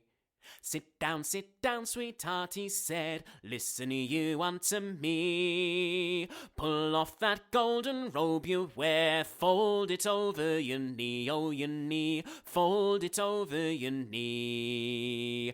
Well, I asked him why my golden robe must be folded over my knee. He said it's both too fine and costly for to rot in the sea, for to rot in the sea. So I said, oh sweetheart, carry me back, my darling mother to see. For I'm afraid I'll be drowned in the saltwater sea, in the saltwater sea. But he took my hand and dragged me on into the ocean so deep. I said, oh sweetheart, carry me back, the water's up to my feet, water's up to my feet. But he took my hand and dragged me on, crying, sweetheart, sweetheart, we soon will be across it now. We've reached the deepest part, reached the deepest part. But I sank down in the stream and cried, the water's up to my knee. Take me home, I'm afraid to be drowned in the saltwater sea, in the sea, in the saltwater sea. But he took my hand and dragged me on, crying, lay your fears aside. We soon will be across it now. We've reached the deepest tide, reached the deepest tide. But I sank down in the stream and cried, the water's up to my waist. He pulled at me and dragged me on, crying, sweetheart, make haste and make haste, crying, sweetheart, make haste. Well, since I'm standing here, I said, afraid that I should die, one kiss from your sweet lips sure would comfort me, sure would comfort me. So he leaned o'er his saddle high to kiss my cheek and my chin, but I've took him by the arm short, there I've thrown him in, there I've thrown him in. And I've caught hold of the tail of my milk-white steed, and he was drowned with his apple bay. I landed back at my mother's house, just an hour till day, just an hour till day. But Polly's sitting up in the window high, on seeing me come she did say, well, what's the matter, my pretty lady, that you rise so long before day, rise so long before day? And my mother said, Polly, who is that that's moving so softly? I say to me, Polly, pretty Polly, don't you tell no tales on me, tell no tales on me. And my mother says, Polly, is that you that's up so long before day? Or there must be a cat at your door, it's old Polly did say, she did say, old Polly did say. That was Cohen Braithwaite-Kilcoyne singing The Outlandish Night. That brings us to the end of the episode. What do you think? What are your thoughts on the song? I'd love to hear from you. Are you pro-parrot or are you anti-parrot? Or like me, you prefer ex-parrots? If you'd like to get in touch, feel free to drop me an email at intheroud@singyonder.co.uk or visit the podcast on Facebook, Twitter and Instagram. Just search for In the Roud, a folk song podcast. If you're enjoying the podcast, I would very much appreciate it if you would give us a little rating and review on wherever you get your podcasts from. On places like Apple Podcasts, it's literally a rating out of 5 stars and you can write a review. I imagine that's the same on other proper actual podcast apps, but then if you're listening on YouTube, it's a like button on the episode itself, and you can write comments if you want. Also, very much appreciated. It's nice to hear from you, and if you can subscribe as well, also very helpful in that respect. That really helps the podcast to reach a wider audience on all the platforms. Over on our Patreon, we are currently in the middle of a Singer's Choice mini-season with singer Mossy Christian, where we are covering 3 songs chosen by him. Across January, we also had an episode on Wassail, with a focus on the song The Gloucestershire Wassail. My guests for that episode were Carol Davis and Jackie Oates. And we also had our first ever Singer Spotlight episode too, where I was joined by American scholar Nora Rhodes to discuss the life of the American traditional singer Emma Dusenberry.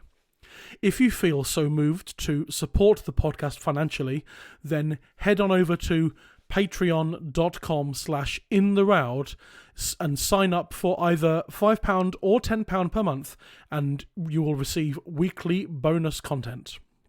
This week's Patreon episode, which comes out tomorrow, that's Thursday the 6th of February, I am joined once again by Vic Gammon as he presents the fascinating history of the classic song Old MacDonald Had a Farm. That's Roud number 745. Sign up to hear this and more at patreon.com/intheroud. Also, a little bit of exciting news for us here at In the Roud. We are now a media partner to Veteran, the traditional music label. And this week's song, The Outlandish Night, is included on 4 of their releases. It features on As I Went Down to Horsham, where it's sung by Gordon Hall, Catch Me If You Can, where it's sung by Charlotte Reynolds, I've Come to Sing You a Song, where it's sung by Vic Legg, and A Shropshire Lad, where it is sung by Fred Jordan.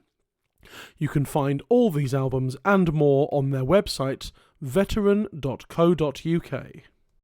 One last huge thanks to this week's guests, Vic Gammon and Cohen Braithwaite-Kilcoyne. Join me next week for episode 2 of this season. We will be looking at Roud 22, which is Child Ballad number 5, Gil Brenton. My historical guest will be Helen Lindley, and my singer guest will be Nancy Kerr. Until then, that's it from me. Stay safe, be well, and I'll see you next time in the Roud.